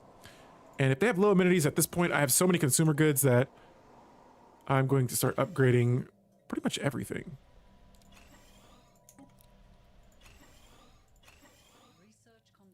Okay, I'm gonna upgrade this guy and then replace this holo theater. If I can get more science, that's always going to be a plus. And I'm not sure if I even have a designated tech world yet, but we need to get on top of that. And so again, I'm just going through each of my planets here, looking for any buildings that need to be upgraded. This is my newly formed generator world, and this I'll start adding tech jobs on. But right now I've just spent pretty much all of my minerals. Star prices for trade needs off-world building plus hyperlane star. Yes. So I've built a few of those. The off-world trading company building. Actually, I don't need chart the unknown. Let's go with, let's do infinite opportunities. I like the idea of happier pops on my planets. And anytime I see that righteous trait for my leaders, it's an automatic click. I love having that trait. I don't have to worry about crime as much. And besides that, let's go with Military Academy.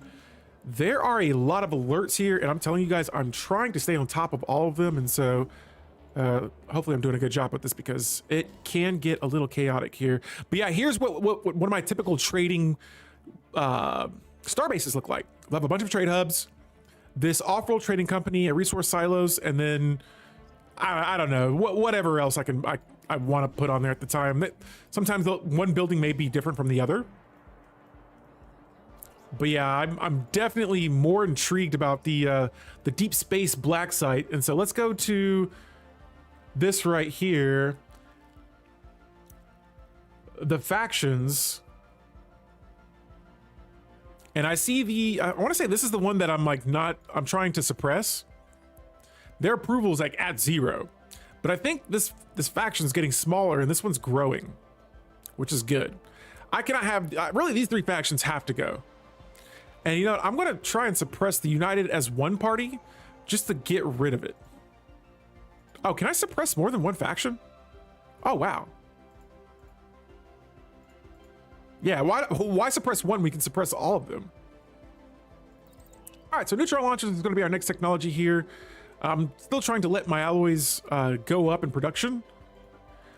I keep somehow gaining so many consumer goods. I mean, I know where it's coming from, but let's see. I think I leveled you up already, and I need to buy more rare crystals. So we'll get about 4 of these going. Oh, go back. I did not get that. That did not work. Sometimes the keypad on my mouse, I'll click it and it'll take me away. Another leader's leveled up. Let's go with analysis. All right, ladies and gentlemen, at last, the Galactic Senate has voted to bestow emergency custodian powers upon the UEA. Yes. Now, in an official ceremony broadcast across the galaxy, we were appointed custodians of the Galactic Community. As the first among equals, we have been charged with safeguarding the Galactic Community from all potential threats, be they internal or external, who would seek it harm. Now, we have been granted vast powers in all community matters and can now propose special resolutions. Now we can get things done. Ladies and gentlemen, I'm not custodian, so wait, does that mean I don't have subjects anymore, or what's up with that? Why did that change?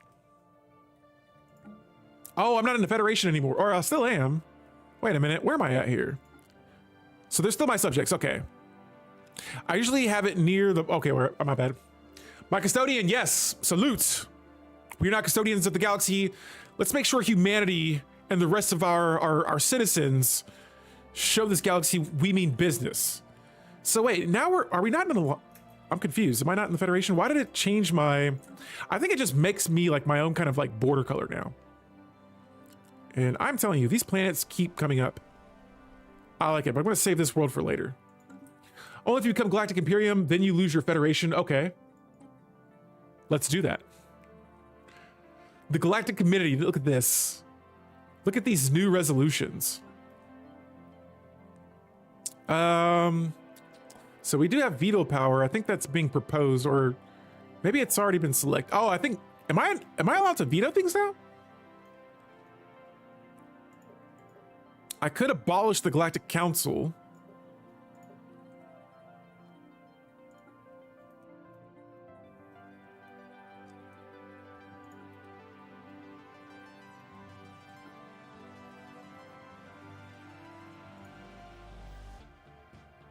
I don't think I can try to pass a resolution to become emperor yet, can I? Or do I have to wait for that?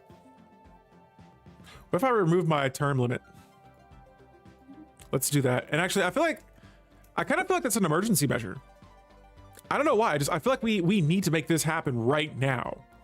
So we're gonna go ahead and activate removing custodianship term limit. This is our next resolution. Now, if you guys don't agree with this, of course I can call in some favors, but I think I'll be keeping an eye on the empires that vote against this. The UEA needs everybody on board. All right. If this is something that you just can't seem to grasp, that we, the UEA, are the empire to lead this galaxy in all matters, then we will have to make you understand what we mean by that.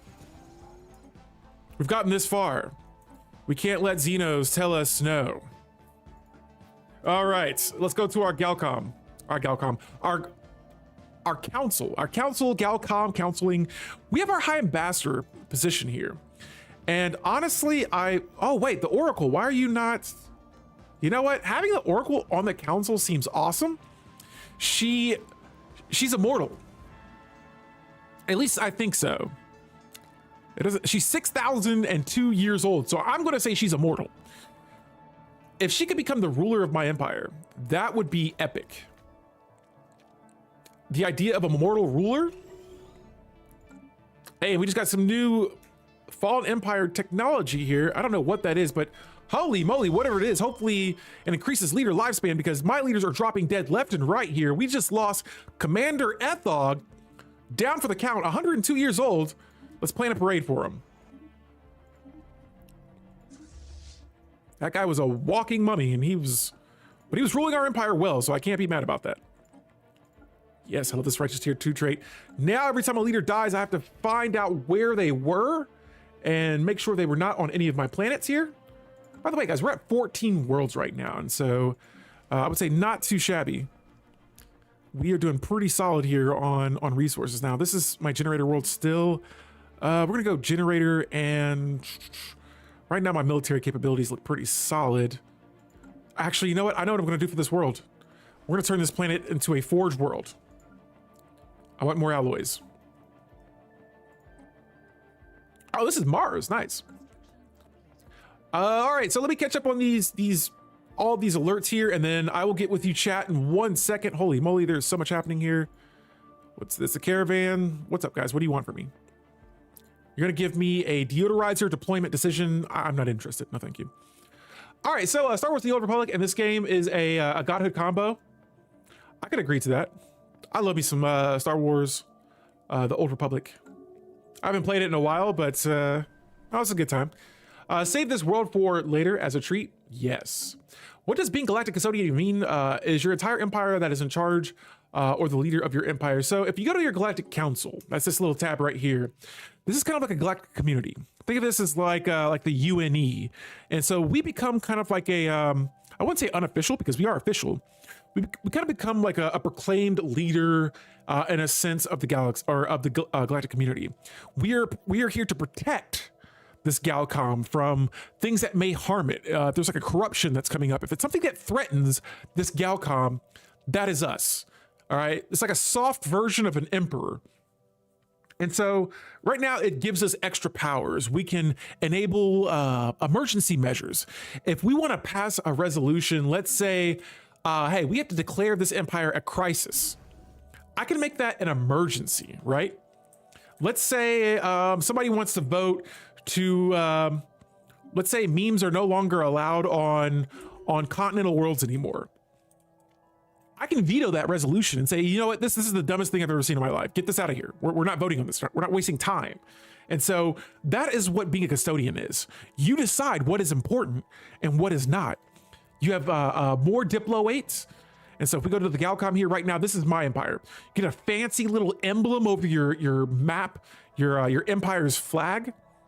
And the other empires are just not as cool as you anymore. So you decide what you want in the galaxy. All right, for society tech, thanks guys. Let's go with command matrix. This allows me to build a command center, increases ship fire speed in that system. Let's sell some resources here. We're making almost 1,000 energy credits a month, and it's still not enough. We got to make more.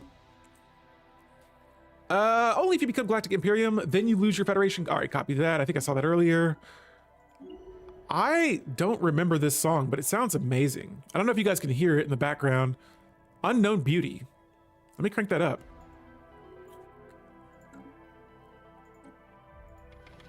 Okay, we can't celebrate diversity right now, but what we can do is diversify our fleets and build more of those. And so we got more on the way, and holy cow, the command limit of those bad boys have increased by almost another 100. That is amazing. Wow.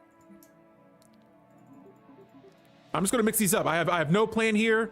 If you ask me about fleet management, there are more effective ways of doing this than what I'm doing. Right now, I'm just jamming out and adding ships. We're gonna beat them with sheer size, not composition. Instead of, oh, wait, what do we have here? So look, all right, right now, remove the Custodian ship. Oh, that right there is hilarious. Let's end the session. This will pass. My term limit has been removed. Now, proclaim the Galactic Imperium. If this happens, when this happens, this will be a game changer. Somebody is the Sildarin People's Republic. Where are you at? Why are you making claims on my systems? You of all people, I should declare war. Oh, I'm making them a tributary, ladies and gentlemen. Not only are we becoming Emperor of the Galaxy, as well as Custodian, but I feel like your Custodian feels threatened. All right, your threatened feels. I feel threatened right now. All right, this is unacceptable. The empire that is threatening me made claims on my systems. Not only is that a threat. Let's go even further. What defines a threat? Would you say somebody bumping into you is a threat? Yes, maybe not. You know, you might not think of it. Let's say someone says, I'm going to take your systems. What do you have to do to take my system? You have to incite violence. You have to destroy a star base. You've made a claim on something that is not yours, that belongs to us. Now, some may say that is not a threat. Okay. How about this? You live in your house. You get a phone call from someone. They say, you need to move out right now. I'm coming to take your house.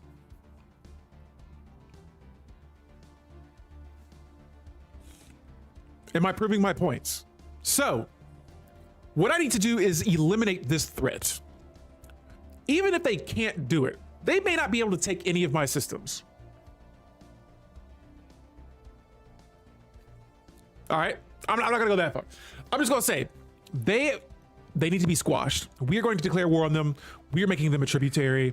The war begins now. We're in the year 2400. No, it wouldn't be like that. It would be, you need to move out. This is my house. But it's not. You can't make a claim on something that is not yours. Okay, and I say this, and of course, I took their system. So the argument is now no longer valid. I'm sorry, guys. No, I'm just trying to sway you guys. into this diplomatic empire. Actually, wait a minute. Do I have what I think I have? Oh, wrong playthrough. So I was thinking I had nihilistic acquisition. I don't. I don't have that. But what I do have is Mars. This is going to be my new Forge world. And out of all the resources I've been increasing, holy cow, what is that building? An Omnivident administration? Okay. If only I needed the Unity right now, that would be awesome. But that building honestly scared me a little bit. All right, so augmentation center. This planet will, I guarantee you this planet's gonna really fill up fast. But I still like having these pop growth buildings on here. Let's go, I'm just gonna make this all heavy industry. Wait, what is this? Is this for, that's for artisans. Where's my alloy buildings all the way at the top? There we go. All right, so we'll come back to this world later. I expect heavy pop growth numbers on that world. All right, so, oh wow, my fleets are already here. That is very fast. Okay, so as I can tell, yes, they are attacking these systems up here. I can't let them get to that megastructure though. But I see they have megastructures though, and let me see, do I have any claims on these systems? We can't make claims about war, that's tragic. All right, so they're cutting through our territory. Oh, the Marauders, you guys, we know of a good rating target. Come on, you just told me you guys were good to go. Every time I try to get with the Marauders, like we're already busy.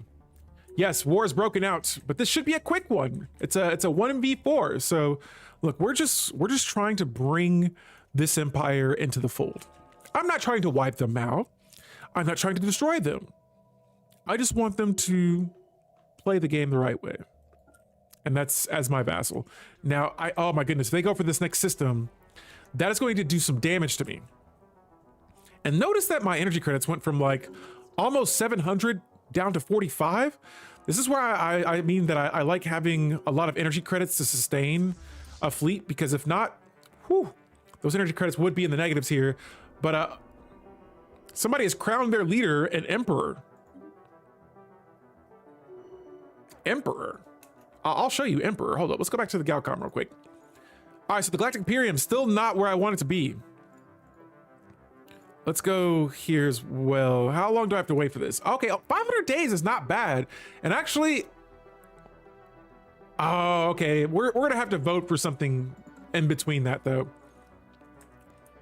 Spread democracy, you got that right. I take all their uninhabited worlds and box in inhabited worlds. So I'll do that. I'll box in their habitable worlds if I really feel like it, but this empire is so weak that they're not even worth this war. I just gotta subjugate them.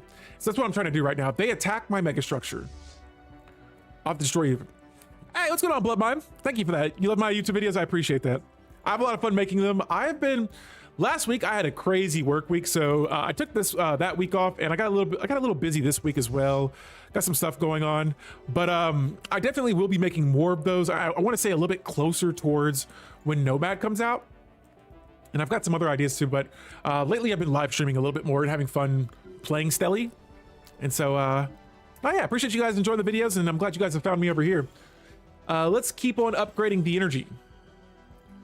More energy, and what else could I go for here? I built all of my generator districts. Yes, this is where I'm a little torn. Like, do I go for more research?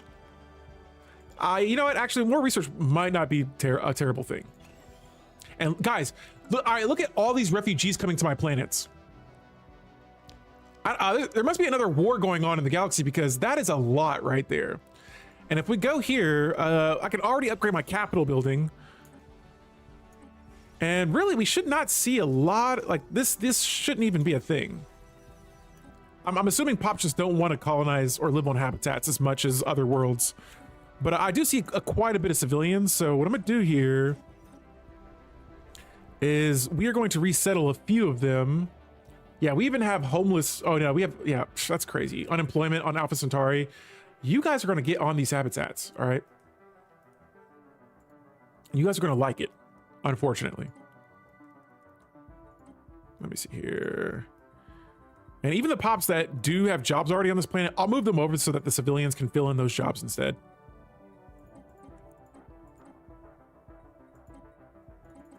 There you go. So you guys can be specialists on this world. Now, Alpha Centauri, this is unacceptable. How do I have homelessness? Oh, that's just unemployment. Okay. All right, let's resettle you guys as well. Definitely not to Earth. But also my naval cap. That naval cap climb, though, is amazing. So we were getting close to it, but now we've pushed it up another 200 naval capacity, and that is good. I'm moving these pops to these fortress stations. All right, so that should be enough here to decrease the denizens, and they should fill in these other jobs. But again, sometimes the pops just kind of have a mind of their own. Tech is always good. Yes, sounds like a spiritualist empire has become an imperial power after acquiring their immortal leader. Unacceptable. Lies. I'm keen for Nomad, but I've been away from Stellaris for a bit. So when I got back into the other day, there was so much new content. Like, yes, oh, that's the wilderness. Yeah, the wilderness origin. I like that one a lot. But honestly, I found a very, I wouldn't say broken, but a powerful way to play the game. And honestly, it's so powerful that, to me at least, it feels broken. So I'm just like, I like the element of surprise in my playthroughs. I like to not always know that if I am the strongest or not empire in the galaxy. All right, allies, help me help you. Make sure you guys can defend yourselves here. We are about to move the Federation fleet forward. I've been having conversations completely forgetting I'm at war right now. However, their war exhaustion is at 10%, mine is at 9. Oh, it sounded like an airplane just flew so close to my house right now. That was a little scary. Wilderness is hands down my favorite origin. Ooh, see, for mine, it'd have to be... Honestly, Knights of the Toxic God is up there for me. I wouldn't say my number one. These are not in a specific order at all. But Knights of the Toxic God, Shattered Ring World, Scion.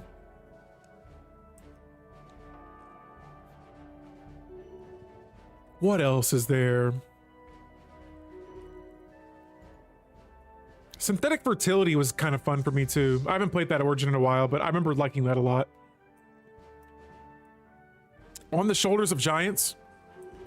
So I'm not even bothering with ground forces because I'll just I don't want to invade planets.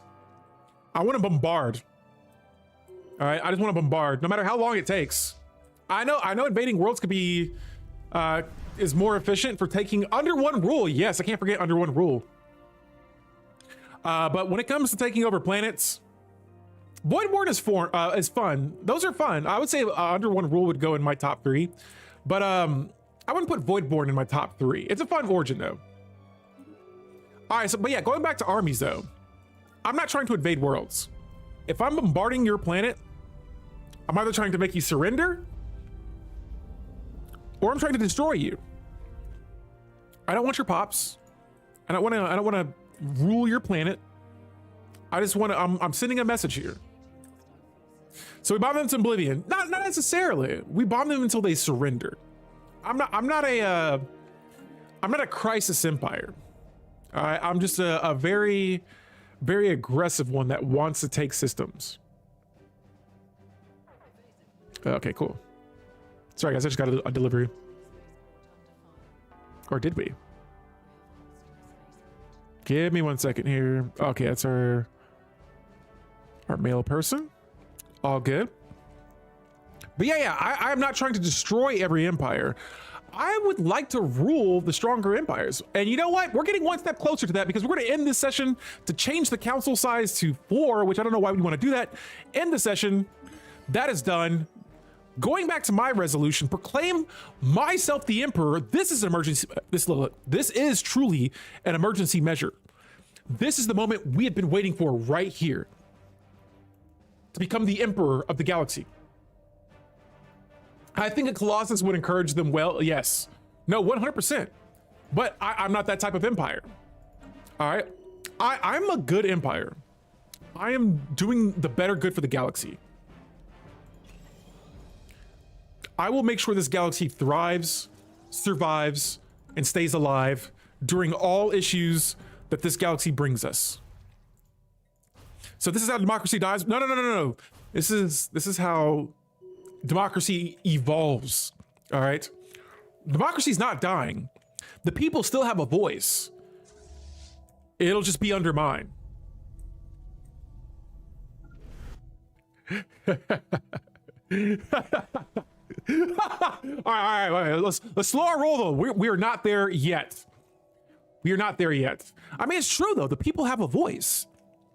I'm pretty merciful even when I'm an authoritarian empire. My main aggression comes from if during first contact they just, oh yes, that is worthy. All right, that is worthy of destruction. Everyone is the hero in their own story. I'm not even a hero. I'm a normal civilian of this galaxy, just like you guys are, just like every Xeno is in this galaxy. I'm not putting myself on a pedestal. Being the emperor doesn't mean I'm over you. It just means I speed up the things that you people need. All right? It means I have a duty, and my duty is to make sure that you all are just as much a part of this empire as I am. Now, is that not... that might sound a little unorthodox for a leader of my stature. But for me to become the emperor would take this galaxy so much further ahead. Nobody loses anything from this. We all benefit from the UEA becoming the emperor. That can't happen. I can't allow that. Because if we, oh my goodness, you know what? I am so glad you just brought that up, Fish.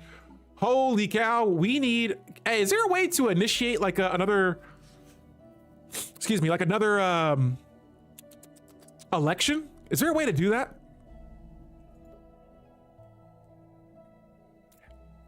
Can't, holy moly, the vote's not going well yet. Not yet. But this right here is what I'm depending on. That is actually going terrible. I don't know if I have enough favors for this. Oh my God. All right. If the galaxy declines me my right as the emperor, I know what I have to do. I know exactly what I have to do. And honestly, that's becoming concerning. That is becoming a bit concerning. The fact that this many members of the galaxy are voting no against me is unacceptable. I'm actually a little disgusted right now. Because of that, I must destroy this empire. I'm not going to destroy them. In the empire menu, you kind of can. It's fairly tiny button though. Okay, let me go check real quick. Let's see. Oh, right here, election overview. Oh, we have 112 months for that. All right, well, first things first, we got to see if, here, let me see. Where's Oracle? I would love for Oracle to be my emperor. Oh, it's during an ongoing election though.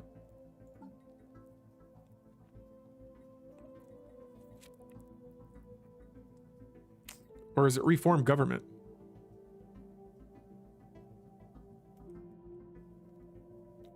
Is there any, okay, wait a minute. Let me go around here and look around, see what we can do. All right, I really don't want to change my government right now.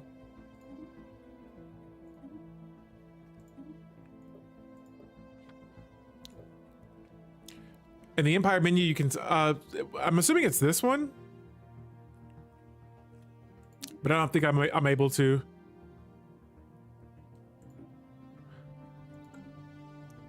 Build lots of Diplo 8 with, all right, so yeah, right now, most of the Diplo 8, when it comes to our Galcom, comes from economy. And speaking of economy, I haven't maxed out my resources in a while, so that's pretty cool. But what I do have here on my hands is a lot of this here. Denizens. Denizens everywhere. They could go be scientists. Let's yeah, I gotta keep upgrading these because seeing that kind of like puts me in a scared state. It's like, oh my goodness, these pops, they need jobs. Get that pop a job. And then I just start spamming buildings like this because I want to get all those pops to work. Everything, upgrade. Resources, the resources go up too. Wait, let me go to my forge world. We have a new forge world. Oh, I just ran out of minerals. Psych, I have so much trade. We'll buy more minerals. Where is Mars? All right, so we got time for Mars, but yeah. Okay, so it looks like right now the galaxy's still voting against me becoming the Emperor.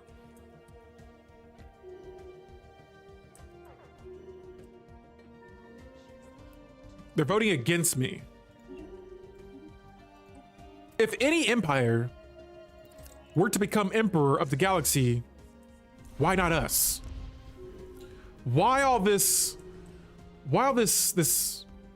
antagonization? This is unacceptable. I can end the session early. Let me see if I have enough favors to make this work. Because if so, this would be the strongest move ever pulled and calculated. Oh my goodness. It's still not enough.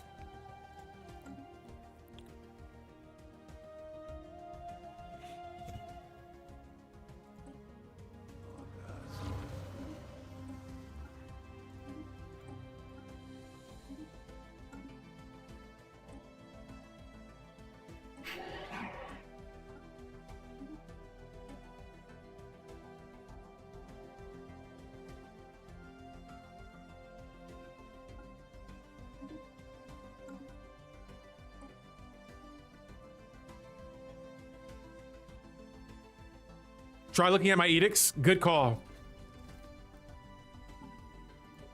I'm disgusted with the Galcom right now. Actually, I'm gonna try encouraging political thought. That could be a good one. Some may boost your Diplo weight. Oh, I think I have this one right here. Diplo grants, fleet supremacy. Let me see. I'm gonna go through here and actually check and see if there's any more that would increase those. You know what? I have not utilized my edicts a whole lot. I need to use these. Automatic resettlement destination chance, absolutely. Network movements. This is for resettlement costs. We don't need that. Pop amenity, nopes. Nopers. Terraforming speed, nah. Outside of that, I think that's that's all I have right now. Council agenda, wait, what? Council agenda speed. Oh, heck yes. Let's go for that. All right, so that's all I have right now. I wish I had ambitions. You're on, oh, right. So capacity subsidies, mining subsidies, farming subsidies. How much unity will I have after that? We're at about 1K right now. Wow, that, oh my goodness, that brought me down to 0 unity right now. That is hilarious. Seems there's a big Star Wars Stellaris fan base overlap. I would even put Star Trek in there. I would say in the past couple of months, I've become a much bigger Star Trek fan than I've ever been in my life. I'm watching TNG right now. I've completely slept on the older shows. First of all, I feel like they have the messages are a little bit more clear. And it's just, I feel like Star Trek was way more advanced for the time that it came out. And there are some characters in that show, TNG, that have really caught me by surprise. Data is one of my favorite characters. Riker has become a favorite. Wesley, all these characters, I'm just like, holy cow. When I'm first watching this show, I'm just like, how could I possibly care about these guys? The show's so old. But then, no, I started with Data. I'm sorry, I gotta make sure I say that correct. Data is my go-to. Definitely look for any tech improvements, e-components to relieve. Oh, right, we gotta go back to the Galcom real quick. All right, so I can't end the session just yet. And honestly, they outweigh me by too much. I can't call in any favors. We've used up all of our favors. However, I'm seeing some growth here. All right. Hang on. There's something else I could do real quick. We're gonna pause really fast. Go to our agreements here. Need to take a look at my subjects. Let's negotiate these terms. Oh, they're a tributary. So they do have independent diplomacy. Tragic. Hang on, let's go back real quick.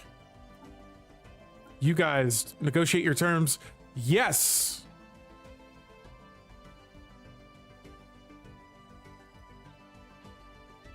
All right. Restricted. All right. The subject is free to engage in most. So they have to follow my votes in the Federation and the Galactic Community. You guys, you fools! Your voting's been restricted. Your trade has been applied to my empire. All right, now nobody ever wants to give up their special resources. Honestly, I'm not even mad at you, but you are going to give me those advanced resources, though. That way, you know what? If you're feeling mad at me, now you're going to feel worse. Look, I'm not a good overlord by any means. When I see an empire, I just see them for the resources. Do they have favors on you? Oh, that is something I did not think of. Can they use those against me?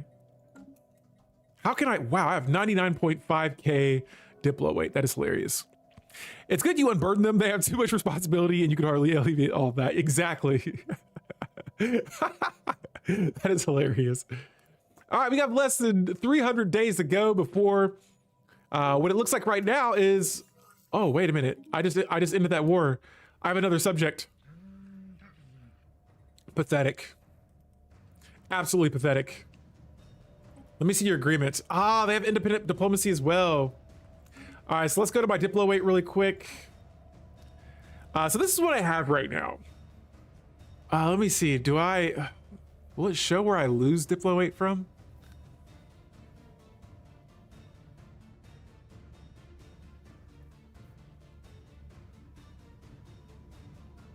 Oh my goodness, look at all those favors. I think those are favors I'm using though. Because if every empire was doing that against me, that would be crazy.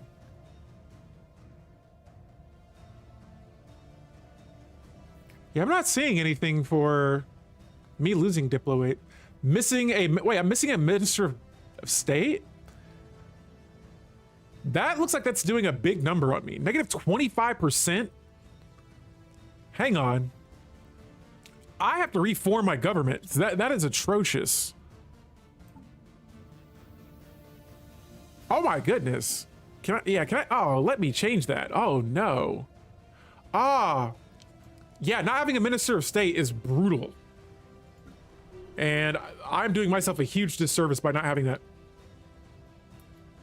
Let me see. Yeah, that's a good idea. Why are you guys voting against me? Oh, so they have high opinions of me. They're egalitarian. Okay. So I got to do some sort of crusade war.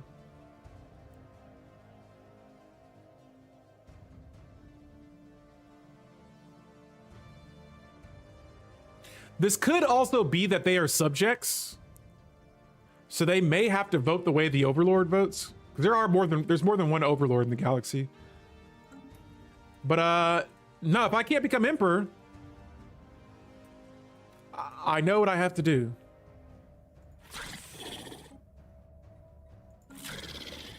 I have to subjugate someone else. How strong are the fallen empires versus? Okay, you know what? We just won another war, all right? The UEA now has 3 subjects. I felt like we already had 3, but I could be wrong. Was that not a subjugation war? That was, okay. They're disloyal to me, and that's fine as well. You still got to pay your taxes, so don't worry about that. By the time, if they ever want to like revolt against me, let me see, is there a, reorganized council? There we go. Let's get that going ASAP. I need a Minister of State. That's the amount that we're producing right now is just, could be a lot more. Now, there was something I was about to do here. Add more ships. Oh, and the resolution did not pass. Let's just say the UEA is not too happy right now. Every empire, nearly every even our Federation allies voted against us.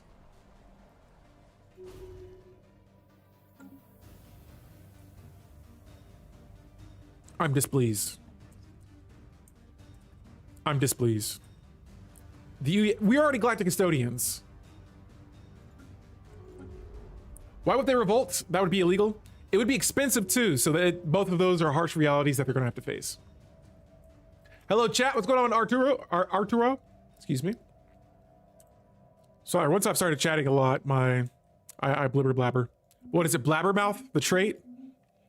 I release some encryption and make it easier for empires to code break us. But welcome to the stream. We are making some progress here. We went from a regular member on the council to becoming Galactic Custodian. We are actually still on top, I believe, when it comes to Diplo weight in the Galcon. Yes, we are, but not by a lot. We got to make sure we stay on top of that. Repeal administrative sanctions. No, we don't care about that. Let's vote for something cool. How about the enemy of my enemy? That could be a good one.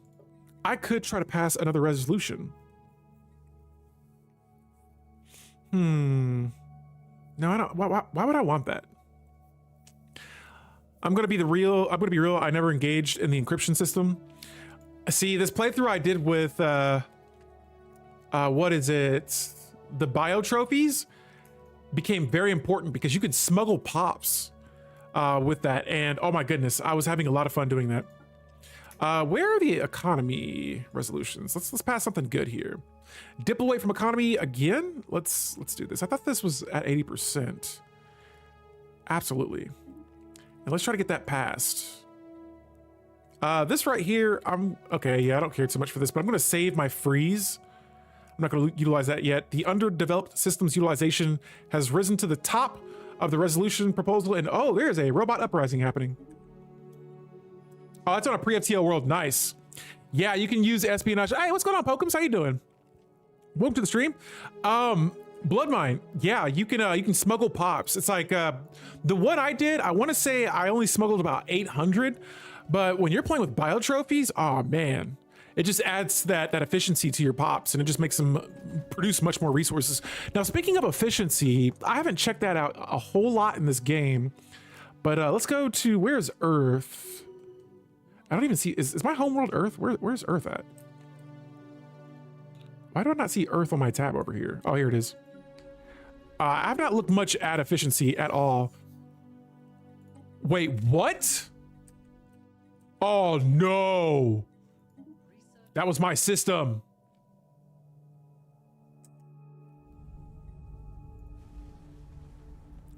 What?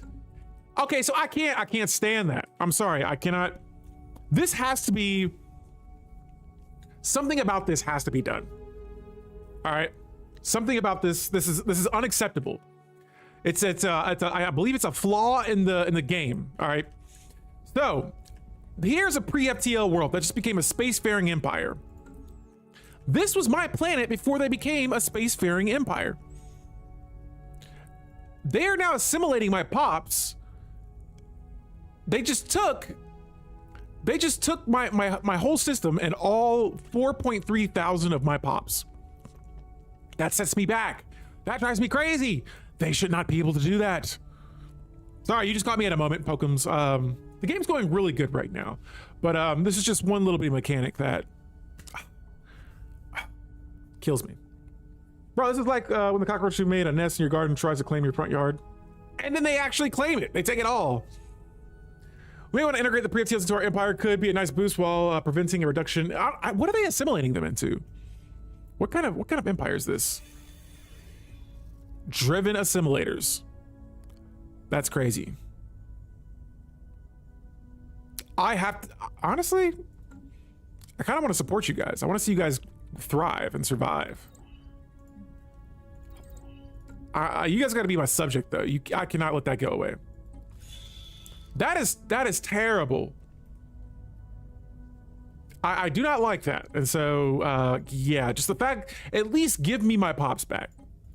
Let me move my pops back. But like, just let that pre-FTL take all of my pops. Now they're turning them into cyborgs. That's kind of cool. I'm going to give them some stuff though, because, that's a little, you know what? Oh my goodness, that is awful. That's such an awful experience right there. Let's grab my fleets. We're bringing them back. I can't let that slide. And see, this right here has caused me some issues in some previous playthroughs where it's kind of wrecked my economy. So right now, fortunately, it looks like it's done too much damage, but don't let your love of the Blorg blind you to the dangers. This is absolutely true. I was going to subjugate them, I gave them a gift. That's more intimidating right there. Imagine you take a system from an empire, right?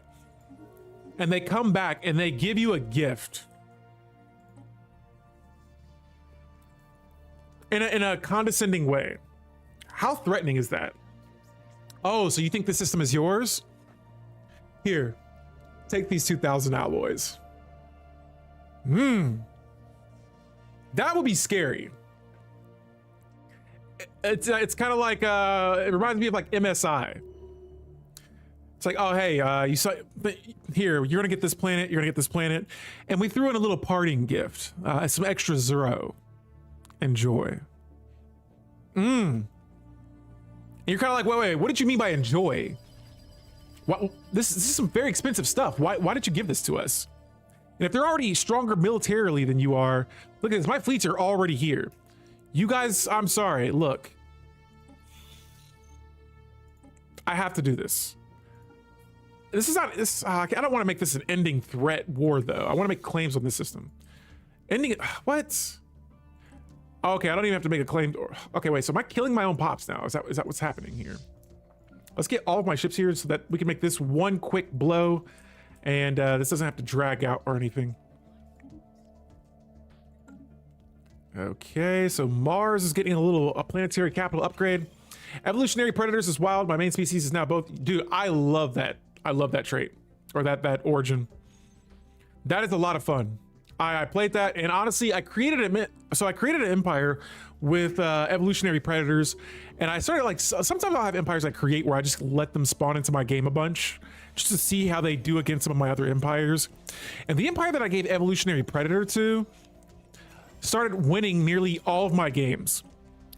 Like late game, they just, oh, ladies and gentlemen, we have the drums of war. Okay, so for the first time in recorded history, the warring factions of the Lamanids have united under a single great Khan. This mysterious warlord, who according to some of their accounts is a powerful psychic. Okay. He has emerged from their warrior caste and accomplished what most thought impossible. Through a combination of guile and charisma and military genius, the newly crowned Great Khan has won the utter loyalty and devotion. Okay, I've heard enough. A new threat is born, but where is... That's the Khan?